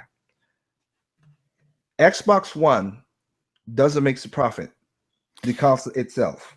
Yeah, I know all about that. I heard about that. Yes, Xbox, the original Xbox never made a profit. 360 it was started to make a profit, then the Red Ring of Death happened and it wiped out everything. And now, right now, the Xbox One was sold at a loss and still sold at a loss. Xbox One division makes 1% of Microsoft revenue. That's it. They only made in over 7 years. All they made is $700 million. The Xbox division. Nintendo made last year $730 million. 1 year to 7 years. Big difference. Yeah, it is a difference, although I'm sorry. I'm afraid that I'm having a little bit more trouble following this discussion, and The discussion is, as a gamer, since you want to grow as a gamer, and I'm hitting you too much business stuff. Seriously, as a gamer, for me, as long as the company makes money to make more games, that's all I care about. That's what most gamers should care about. I don't care what the trend is. I don't care what any other person thinks about. That's why I said I don't care what anybody buy any other console, play your games and enjoy them. If they can make profit to make more games, that's all I care about. Because if the company is losing money, like the Xbox division is losing money, or the PlayStation division is losing money, then you're not gonna get no more games. That's simple to comprehend in my eyes. I understand where you're coming from completely. I mean, I don't altogether agree with everything you say, but I do either way want to see the NX, try not to repeat the mistakes that I feel that Wii U did. And even though a lot of what you say is understandable, I'm afraid I'm going to have to stand by what I believe. But still, it is a very interesting perspective about what you talked about. Okay, well, I'll say one thing: the NX will never get popular if it's a home console, because the Nelson report pointed out, when it comes to Xbox online, when it comes to Nintendo fun, nobody plays games for fun no more. Most gamers now are playing for features and online connectivity. And even if Nintendo put online connectivity, everybody knows Xbox has out of all 3 systems, Xbox has the best online system set up. Nobody's going the NX or the Famicom 7 or the next home console will never beat the other consoles unless PlayStation if the PlayStation 5 is something that's really messed up, or the Xbox drops out of the competition. Because the thing that happened that a lot of people don't understand, this one pertains to Xbox itself. Xbox, the shareholders for Xbox cut the purse strings in February. They told Phil Spencer, we're not money having no more. Even though he's 1% of the company, we're not losing no more money, whatever. Phil Spencer, to his credit, and I give him credit for this, he spun it around at E3 and said, we're gonna start doing more first party games. Even though the head of Xbox, Microsoft already cut the purse string and said, we ain't doing this no more. Gamers right now if the Nelson report points out people playing for fun, that's what I'm gonna say. If Gamers now are always talking about. You can see it in Xbox and PlayStation on YouTube when Grand Theft Auto came out. Oh, my grass looked better than your grass. We're arguing about grass. We're arguing about graphics, but we ain't arguing about was that game fun? Was that game was awesome? Was that game not a glitchy mess? Was that game? No, we don't argue that. If you go to most of YouTube places, they don't do that. They argue about this graphics better than that graphics. I have voice chat. I don't have voice chat. They don't talk about the goodness of the games. And the problem that's going on right now is because of the x86 system that I was talking about, developers have gotten lazy. That's why most games now have become more games has become out more broken, more major glitches. Tomb Raider just came on the Xbox right now for Square. Tomb Raider just came out. Yeah. And that game, Tomb Raider, just like the first Tomb Raider, is flopping. That's why they put it on PC so early, because it's not making the money back. Nintendo does one thing good than anybody out there. They budget their games. Kirby Rainbow's Curse didn't sell 1 million, but it's made a profit and made money that they could do a Kirby Rainbow Curse 2. Platinum Games, Bayonetta, sold 1 million, but it took a while to get up there, but it sold 1 million. And if Sega wants to do a Bayonetta 3, they could do the same thing too. Nintendo budget their games to make a sale. The big this is a question you talk about popularity, so I'm going to say that you feel like this. Let me just break it down. Let me just ask you this question: in the 7th generation, right? What was the biggest selling game in the 7th generation? Biggest 7th generation. That was the PS2 GameCube one, right? No, that's X360, PlayStation 3, and Wii. Oh, that one. Gosh. Wasn't it Wii Sports? I forget what it was. I'm sorry. No, it's not. I'm not berating you or nothing. The biggest selling game of that generation. And let me make sure it's people who's listening understand what I'm saying. The biggest franchise of the 7th generation was Call of Duty. Oh, franchise. Right, Call of Duty, of course. That's why we see a lot of Call of Duty this, Call of Duty that. Yeah, because every year they release a game, and all those games plus all those games on all these platforms, it was the biggest franchise. But none of those games could touch Mario Kart Wii. Oh, right, Mario Kart, yeah, because that was a huge hit. That sold 34 million copies on one console, while Call of Duty is on Xbox, Wii, PlayStation, and PC. I see. They don't. But the next game below that, Wii Sports Resort. Now, I don't count Wii Sports because it was a pack-in game. Only Japan they sold it as a game. In America, they didn't. So I don't count that. I'm counting games that you had to go out and spend money on.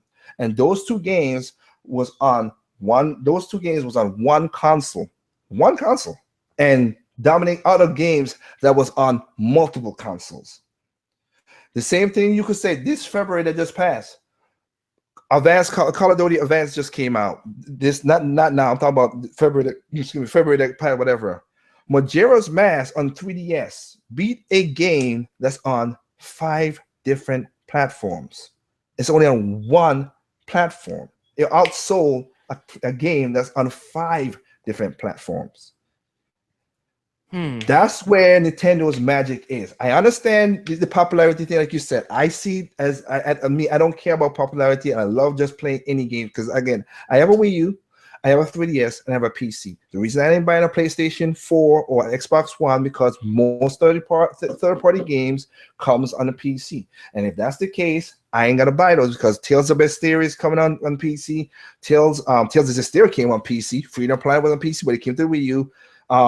Tomb Raider is coming to PC. All these games that all the other consoles got, and I like other PC guys because Batman Arkham Knight was better on the consoles and it was worse on the PC, and I didn't buy it because I like that. I have a tendency to wait until the game gets fixed.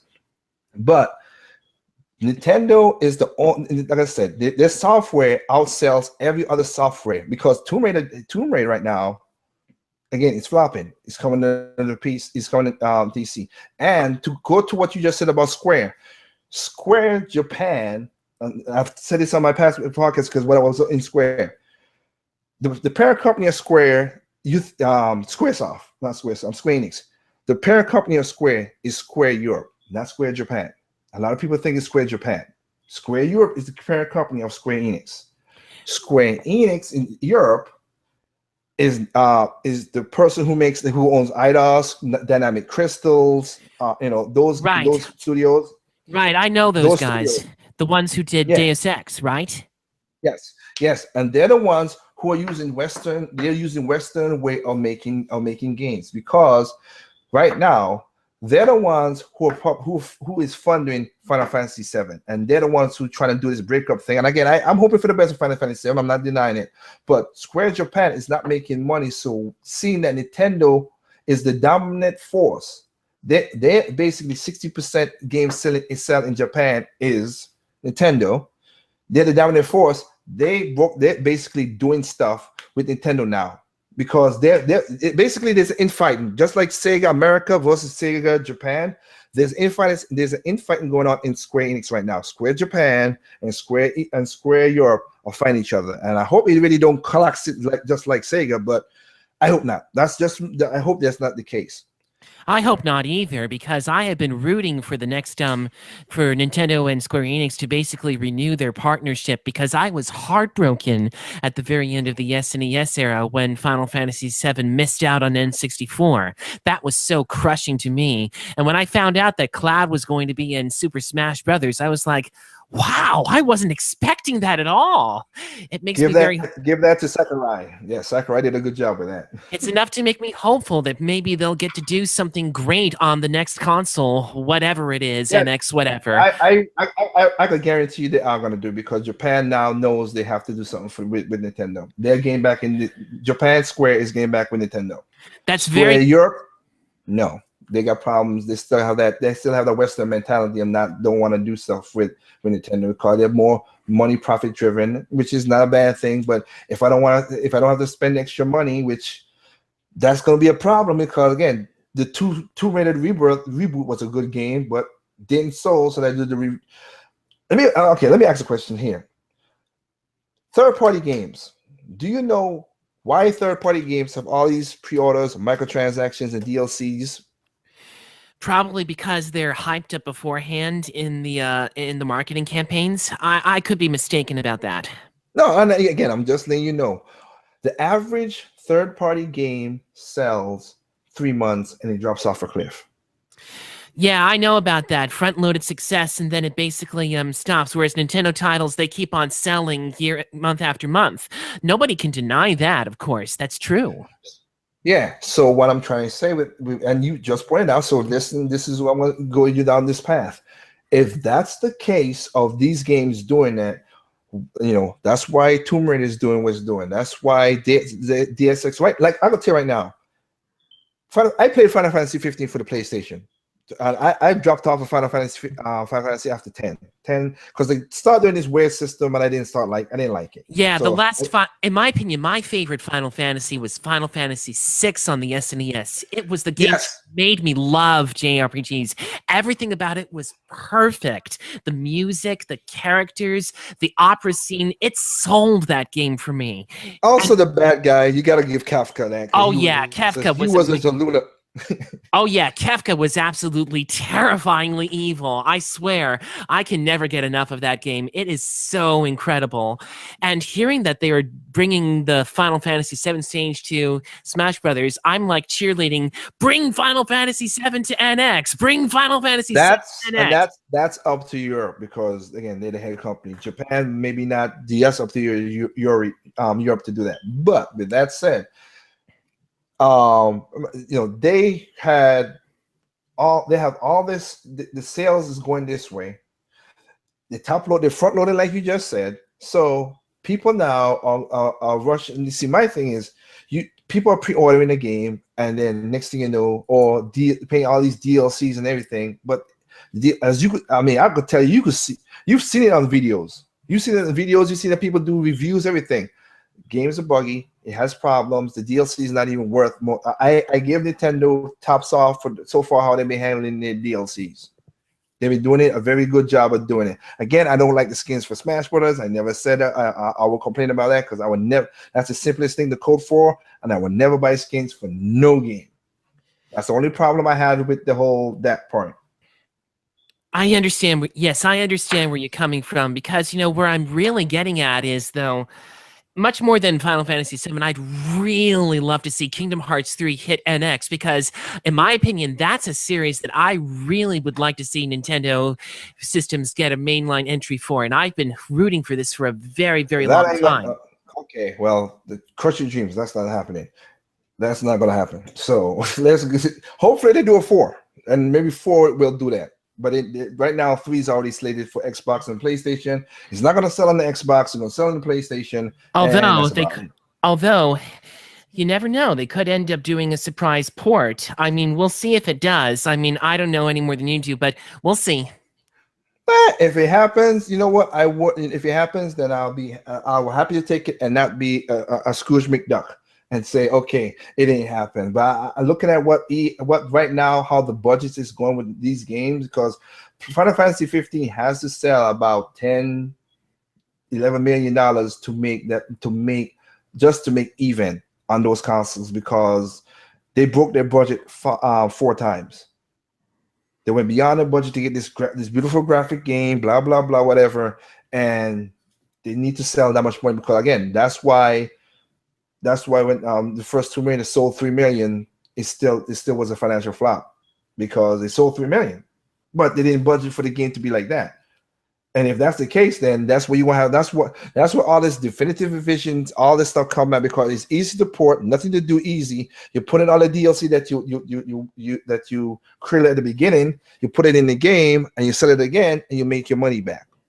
That's what they do. That's what's going on, and that practice also is basically gonna shoot a lot of publishers in the ass, because THQ learned that the hard way. A lot of EA studios, Maxim, and many more learned that the hard way. DICE is going to learn that the hard way too with Battlefront. We'll see how that works out, because last year EA made $900 million off of DLC only. $900 million off of DLC and microtransaction only. Not games, not nothing else, just that. So they're going to keep pushing that situation right now, because the Need for Speed right now is always online. The last Need for Speed that was mobile, you had to pay a microtransaction just to drive the car. You had to pay for gas, which is, I don't know why would people buy that, but if you want to, I'm not giving money to a game to drive in a game when I could take that same money and put it in in real life and put it for gas. That's crazy. Well, I hear where you're coming from. Although, to be honest, I definitely am still hopeful, and I'm very happy to hear that at least Square Enix and Nintendo are teaming back up again. That makes me very hopeful. I mean, you could be right about maybe Kingdom Hearts 3 might not hit NX, but if it does, then hey, I'll be more than happy if it does. I want to see it happen, and so do a lot of people, and hopefully it does. And if it does, great. If it doesn't, it doesn't. But still, I'm hopeful for it. No, I'm not. I'm not that. Okay, I said squash it, but you know what? I'm not gonna dash your hopes. If it happens, you have, like you said. The one thing is with what's going on in the industry right now. All these the only company that's making money. Again, I just point out the difference between Xbox and Nintendo is Nintendo. They have their company is worth over $100 billion. They have more than $12 billion in the bank. They have. I was just gonna say that they are the only ones. Even though do they need? I'll put this right here, and maybe you will not agree with this, but like I said, we'll agree to disagree. Do they need third party to be varied in their software? Yes. Do they need third parties to make profits and be successful? No. Because the games on the Wii U has the biggest gaming library out of all 3 consoles, and also Nintendo software is the only is the only company that could make 80 to 100% profits. Nobody could touch that either. That's one thing that I think we're going to have to agree to disagree upon. I mean, if you see it that way, great. I mean, I really don't see it the same way. I do feel like that the situation should try to be a little bit better on NX. But either way, I'm glad that you decided not to crush my hopes regarding Kingdom Hearts 3, because that's the last thing I wanted. I'm glad that you took that back, because I feel a lot better now that you said that. Thanks. Yeah, again, popularity. I could tell you many things that was popular but never made money, and of course died off. And like I said, The Xbox division might be doing the exact same thing. The Sony might do the exact same thing. Well, Again, well, of course. I mean, I questioned the idea of bringing Kingdom Hearts 3 to Xbox One to begin with, but I realized it was because it was easy to port to, and given now that they can run Unreal Engine 4, then of course it would be easier to do. I'm only hoping that the, NX can run that too. the Wii U can run on Engine 4, you know. That's true, although it does require a little bit of work and tinkering to make it work. And considering that a lot of games, and considering that some titles on Wii U have not proven successful, of course, thirds would be afraid to, invest time on that. Well, maybe this is something you never heard. Hideki Kamiya, even though he worked with that. There's the Michael Arcel, who's at Ubisoft. Oh yeah, I heard of him. He's the guy who did Rayman, right? Yes. Shinji Mikami, even Igarashi, the one that you just said right there about the Bloodstain, they have no problem with Nintendo's problem. You know, you said it yourself. How they had to do an extra Kickstarter, they had to do extra goal to fund it. Here's something. This is why I think a lot of people are also missing about the developers. Good developers do not. Good developers have no problem, and they praise the Wii U, the Wii, and the GameCube. The publishers, that's why I say I separate the difference out. You have Fallout 4 that came out. Everybody's liking this game. It's a good game. Fallout 4 came out. Very big game. But has a game breaking bug, has crashes, has big glitches. You telling me is on a more powerful, and I'm not saying you, but just let's go by the media standard and what other YouTubers and gamers saying, okay? This is on this on these more powerful console, even a PC. And it's crashing, it's doing problems, it's doing all this stuff. Xenoblade Chronicle. Oh yeah, that's an amazing game. I'm in love with it. It's fantastic. And it's a bigger game. It is more asset intensive than Fallout 4. But Monolith Soft got it to work on a quote unquote weaker software because developers nowadays do not take time to optimize. That's what's going on in the 8th generation. It's also starting to make a lot of people angry with some games. They do not optimize to make their games work good, and that's why I say the seal of quality with Nintendo with less bugs or whatever. Again, an NBC voice chat, Holiday Blues. Per Snyder, who's the founder of IGN. Kathleen Plaguey, a girl who viewed Pokemon last year and said it was Sapphire, whatever, and said that it was too much water. In a game that's about islands, but whatever. And Jose Otero, they said they gave Amiibo Crossing as Amiibo Festival. They gave that an average score, and they gave what's the other one? Oh, they gave Mario Tennis. They gave Mario Tennis a bad score. If you listen to that podcast, the one thing they said, and this is why I'm thinking something's going on with gaming now with most gamers. They said in that podcast, the game is good. The game is fun. The game has no glitches. They said that in the podcast. They just said, I wish it was a little bit more. But you have other games that have big bugs, big glitches, but you give it a higher score. Don't you think that's a problem? Well, that is a bit of, well, yeah, I do agree that it is a problem that there are some journalists who don't really play the game through and detect any problems before actually giving it a score. Although, to be honest, speaking for myself, I had no interest in Mario Tennis or Amiibo Festival. Neither one of those two games looked very appealing to me at E3. Which is good. That's not the game. If you don't like, if it didn't appeal to you, it was not for you. That's one thing I wish gamers could understand that. Because I could guarantee you, Amiibo Festival gonna make its money back. I could guarantee you Mario Tennis gonna make its money back because that's what Nintendo does. And when those games make their money back, that means more games gonna come out, even though it was not made for you. But the problem is that Mario Tennis and Amiibo Festival, they both have done very, very poorly. I saw that Mario Tennis sold only 10,000 copies, and Amiibo Festival, it done only 30,000. I don't think that's exactly something to be, celebratory about. Well, let me help you out there. You think those numbers going to stay at that point? You just said that those games go beyond, always sell way beyond they always sell. Well, they might, although I'm really not very hopeful about it. The bad word of mouth for those two titles is basically I can tell that neither one of those two titles have particularly good reception, but Xenoblade X, on the other hand, people are absolutely in love with the game. I think the I game could is amazing. I could bet you $100,000 right now. Those games sell way more than you think they're gonna sell. Oh, I don't even want to dare to accept that bet because I would rather play it safe. The reason I'm saying that because again, I'm not knocking your taste. This is not an attack against your taste. And most of the people who know my channel knows why I'm saying that. I have two employees and they have kids and they have Amiibo Festival. They have Amiibo Festival and they already done put 60 hours in both of their games. One is a father that has a kid and the next one is a family that has the game too. It was not made for us Well, sure. gamers. Well, sure. I mean, they definitely make games like that to cater to different people's tastes. And of course, on that level, I respect it.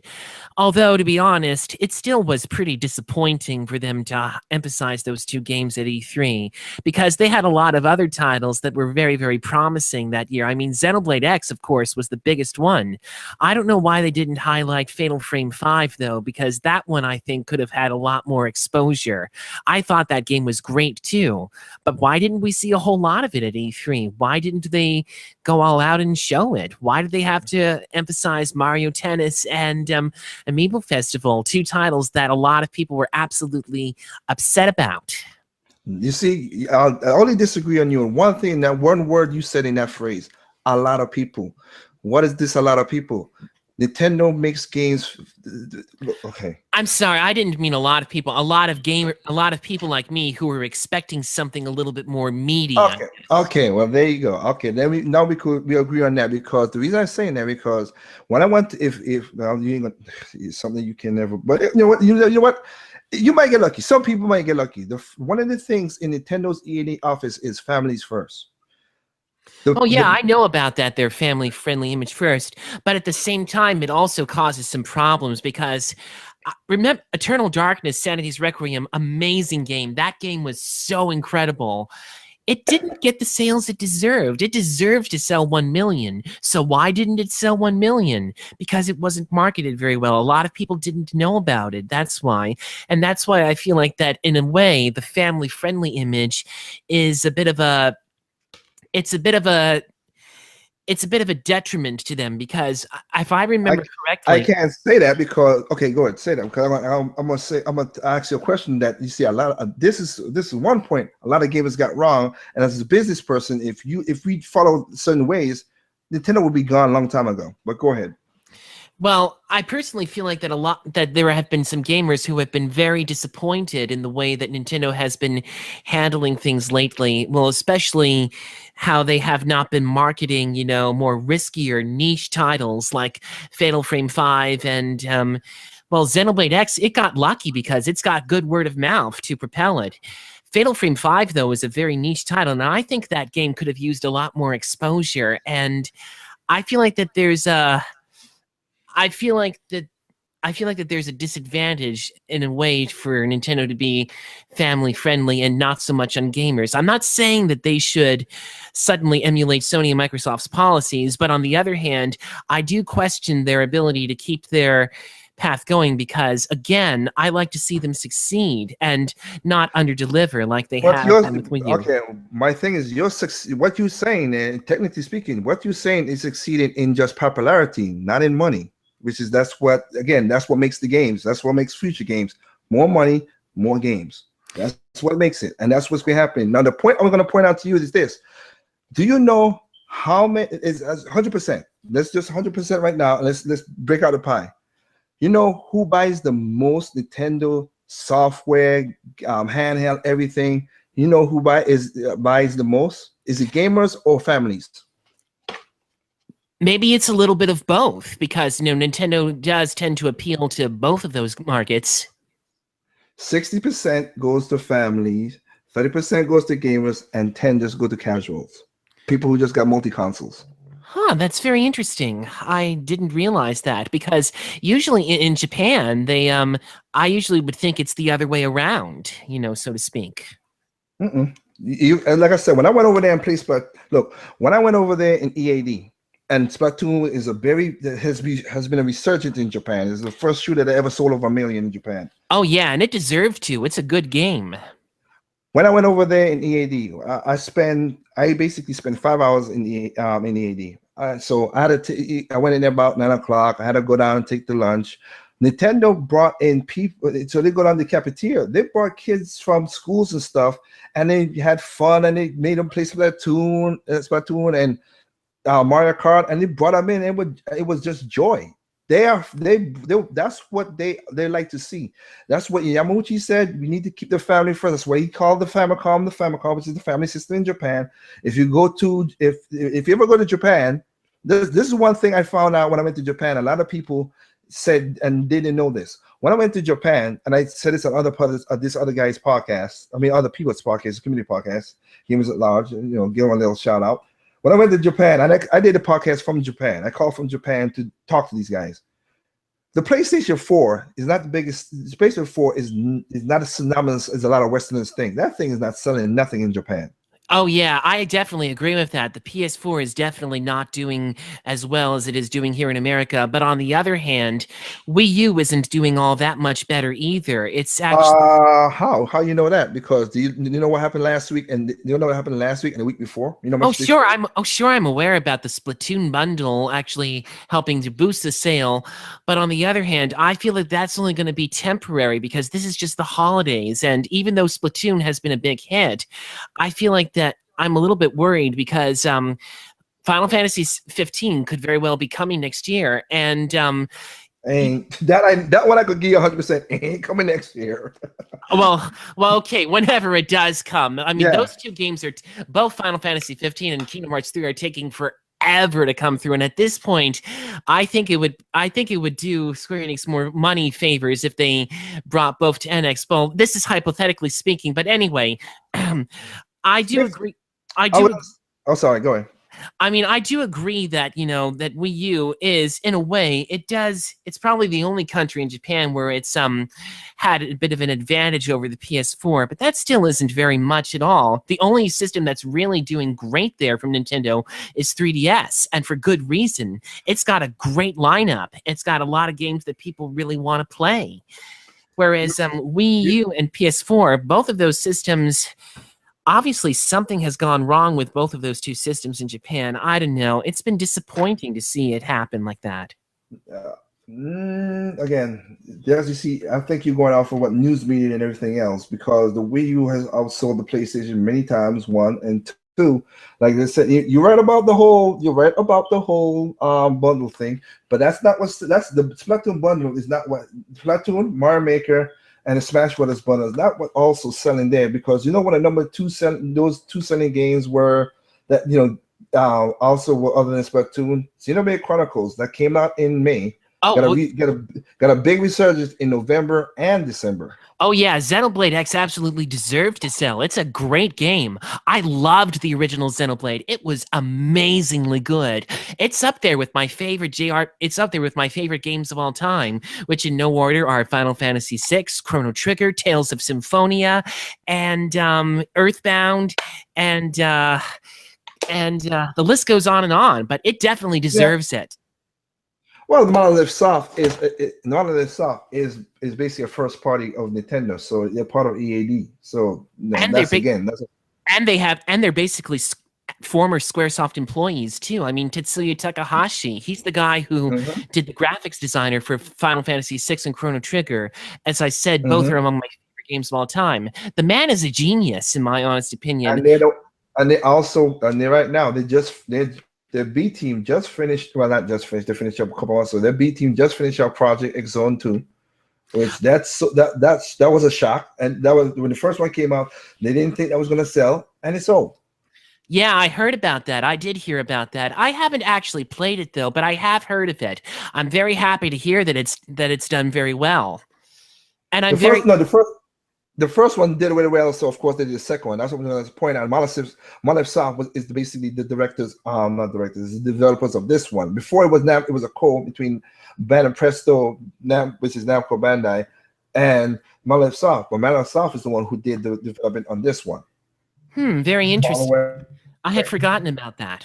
So there might be. So right now, if you go to Xenoblade Chronicles, there is on the title screen. You also see the eShop. Right, I know. I saw. So I see that.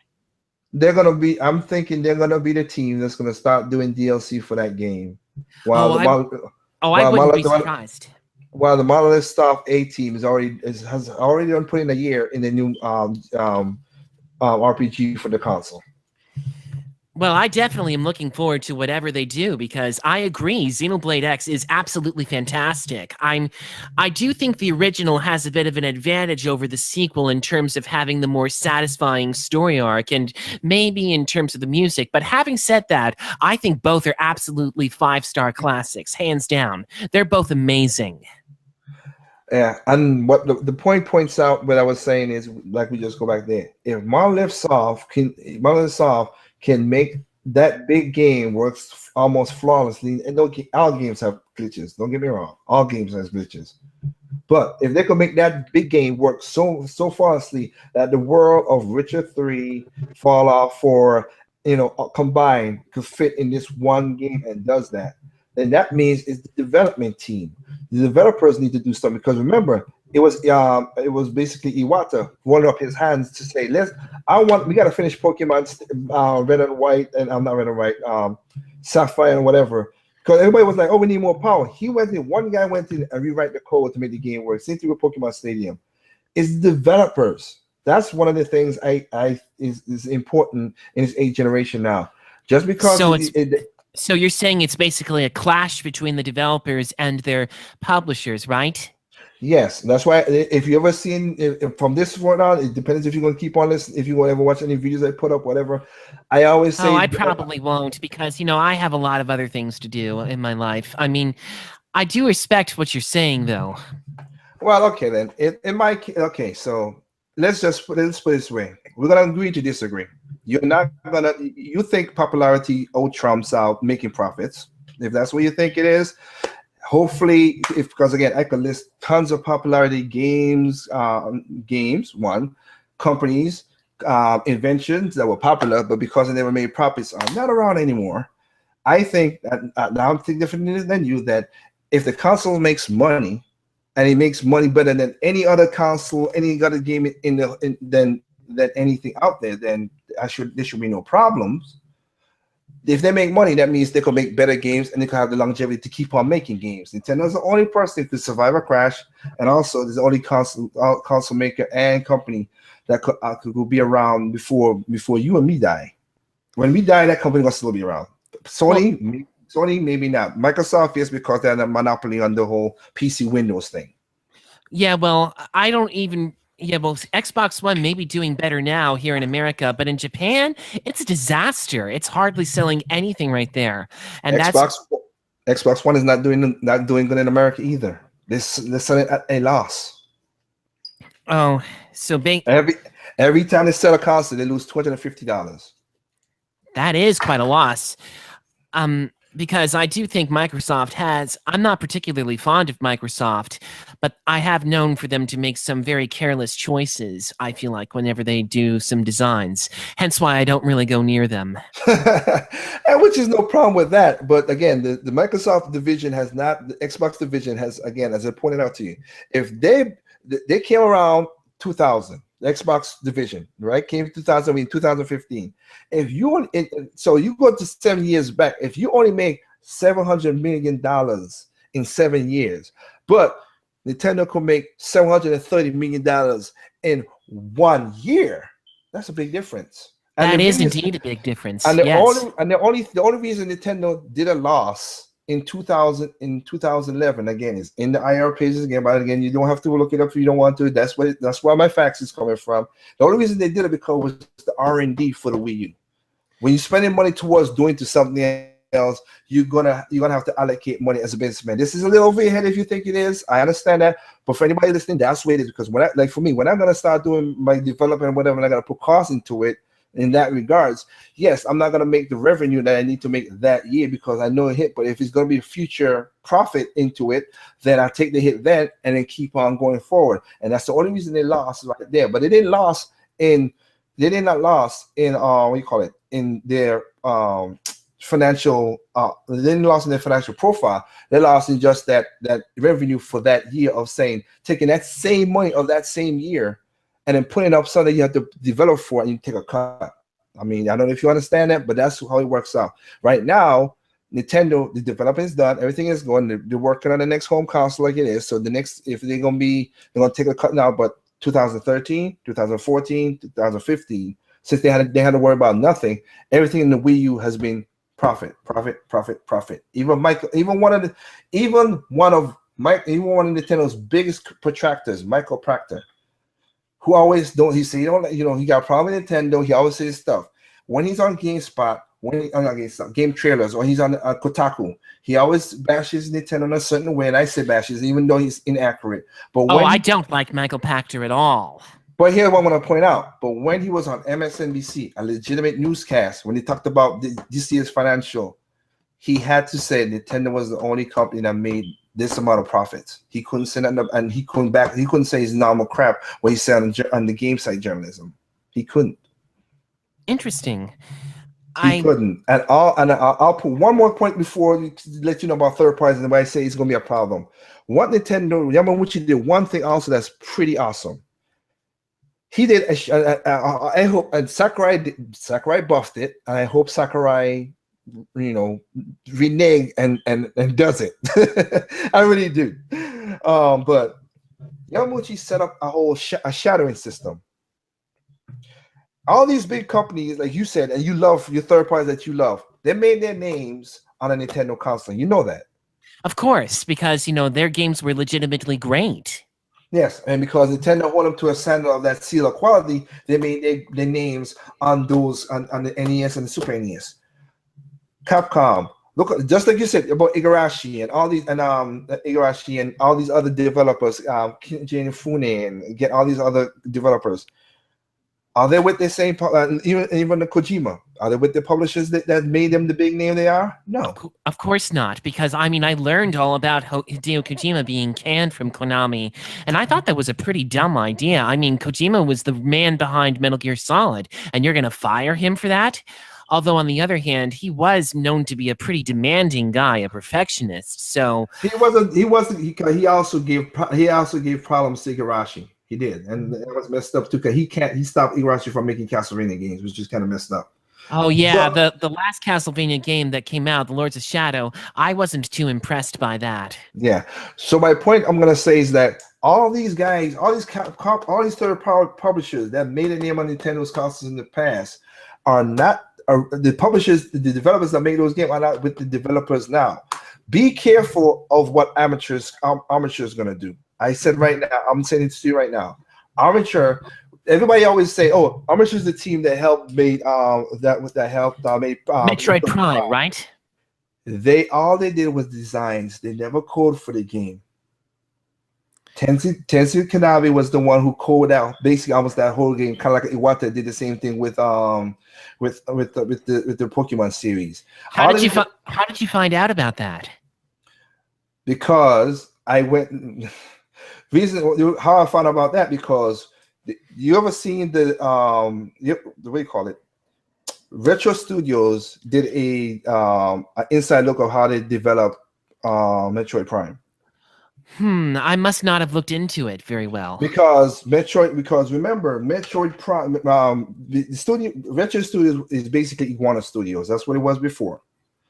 Iguana Studios was basically falling apart because back in those days, everybody knows Midway. Midway went to Acclaim. Acclaim went away. THQ went away because these guys doing what's going on with EA and everybody else right now. They're doing the same problem. Iguana Studios. So Nintendo went to Iguana Studios and said, "Let's do this game." They had 5 games to develop. Shigeru Miyamoto canceled 4 of those games because they didn't see what's going on. They saw one game and say, "Hey, take this license and make Metroid. They were gonna make it a regular, basically a regular first-person shooter. But Shigeru Miyamoto came back and said, "Don't do this, do that, do this, do that." Amateur, which is the guy, I forgot the name of the guy who's the head of Amateur now. All they did was the designs for the for the monsters and what the stages will look like, which is a good thing. But the reason I'm saying that because Amateur now is in charge of coding, and they did not. Kenshi Tanabe, who's the producer of Metroid, he's the one who's been coding. Kenshi Tanabe has been with Nintendo since Super Mario Brothers 2. He was the coder for Super Mario Brothers 2. Right, I know about him. I've seen his name on many Nintendo credits. Yeah, he's like Iwata. He is a good game coder. Let make sure that the game is running, no problem. No, I mean, has minor glitches, minor bugs. Buggies. Sorry, bugs. That's the guy who made sure the game ran smoothly. Metroid Prime 2, Metroid Prime 3, with that whole thing. Amateur didn't do that. Interesting. So I'm just saying, if they're doing 2 ports, that's what I'm scared. If they were doing the Wii U port only, then I could say, okay, let's see if they concentrate on one game, one system, and work on it, that'd be good. But they have the thing to work on. They're working on the PlayStation Vita version and the Wii U version. Yeah, I heard about that. I know that. I'm sure it'll still be a good game either way, although I guess we'll just have to wait and see how it works out. I'm just keeping you skeptics just because again, yeah, there are developers who went to other developers who left Capcom and all that stuff. Just like you said, some do good. Some do good, but some have done majority have done really bad games because, as you know, Rare, when they left Nintendo, really has not have a home run knockout apart other than Kinect Sports, the Avatars, and Viva Pinata. Right. I remember Rare was definitely at their peak when they were with Nintendo. They kind of went downhill after that. And I know all about that. They lost their talent. The Stamper brothers wanted more money, yada yada. I pretty much know all about that. And you know what the Stamper brothers said this year? They said that, we wish we never made that mistake. Well, that's very, very good of them to admit that. I gotta give them credit for that. Yeah, but it's 15 years too late. Well, better late than never. Well, because all they're in charge of right now is a mobile studio. That's all they're doing right now. Oh, a mobile studio. Yeah, they're not in charge of nothing big or nothing. It's a mobile studio they're doing right now. So they're doing little games that have free to play and all that stuff right now, and they're not even still making that much money on that either. So they made a mistake. Yeah, well, everybody does make mistakes. I mean, even Nintendo made mistakes too. Everybody has made mistakes in the industry. Oh yeah. I'm not gonna never deny that. So, like I said, you know what? Because you was with John Lucas, he was saying that stuff. That's why we did the whole talk about it. And I ain't nothing to do with John. I'm not putting him in this topic. I'm just saying that, you know what? If that's basically the way you see it, if I can't, I'm not here to change your mind. If you think that because the popularity is what's going on right now, again, I could list many things that's popular that failed. I'm happy Nintendo's making money to make more games. That's all I care about. Well, I'm very glad about that too. I mean, I'm cool that we both can agree to disagree on that. I mean, you definitely know your stuff very well. I can be a little. I still am a little bit skeptical about some of the things, but at the same time, I am hopeful. But still, very interesting perspective, all the same. Hey, like I said, if you want those links right there, you copy paste them. You could do anything you want to do. Those things will tell you everything about any company you want to do in gaming. I'm not denying that at all. Okay, well, at any rate, I feel like that this talk is kind of dragged out a little bit more than necessary. So I think in conclusion, I'll say thanks for the talk. It was very, very interesting. And I think it was very cool that you actually got to visit those studios in Japan. I'm actually a little envious. I wish I could do that. But hey, I'm just a gamer. I'm happy for you that you got to do that. Well, yeah, like I said, some of the games, I have a contract with Sony PlayStation. And I have a contract with, like I said, Dance Central. I helped with that game as well too, and some of the Harmonix games. And right now I have a contract with Sony. I'm the sales for organization Sony. Do you That's my think? main. And Do I you have a think you might get contract. a contract with Nintendo too? I have a contract with Nintendo when because I went to Reading this summer as well too. There was a contract that I signed with them this September. So, do you think your newest game might be able to be available on their next system? Wink, wink, nudge, nudge. No, well, I'm not to be honest, I'm not a full designer. I'm a contractor. So they tell just like say the Splatoon's coming out, they will say, hey, I need you to do the sound coding or sound stuff, whatever, Oh, stuff I like see, I that. see. So you're kind of like freelance, right? Yes, I am a freelance person that gets. That's why I say I have a contract with Sony. I've done Oh, stuff all over the okay. place. I misunderstood you. Anyway, No. this has been a pretty interesting conversation, and I wish you luck in all your great endeavors. And to everybody who's listening to this, I'm I hope you have a great night. And I Yeah, hope I didn't upset anybody either. I don't think you're like upset anybody, but I would just say point out one thing because I have, like I said, I'm happy that you talked to Francis, good as it is. I've tried, and you're the second person who's stepped up and did this one-on-one because everybody who's tried to do it has backed off, and Francis has done that 4 times. All right, well, I'll So, talk to you later then. Or at least well, thanks again. all right, you have a good night. You night. Okay. Night everyone. Bye. Bye. Well. Oh, well, well. See, I'm sorry. John, I wish, like I say, we agree to disagree.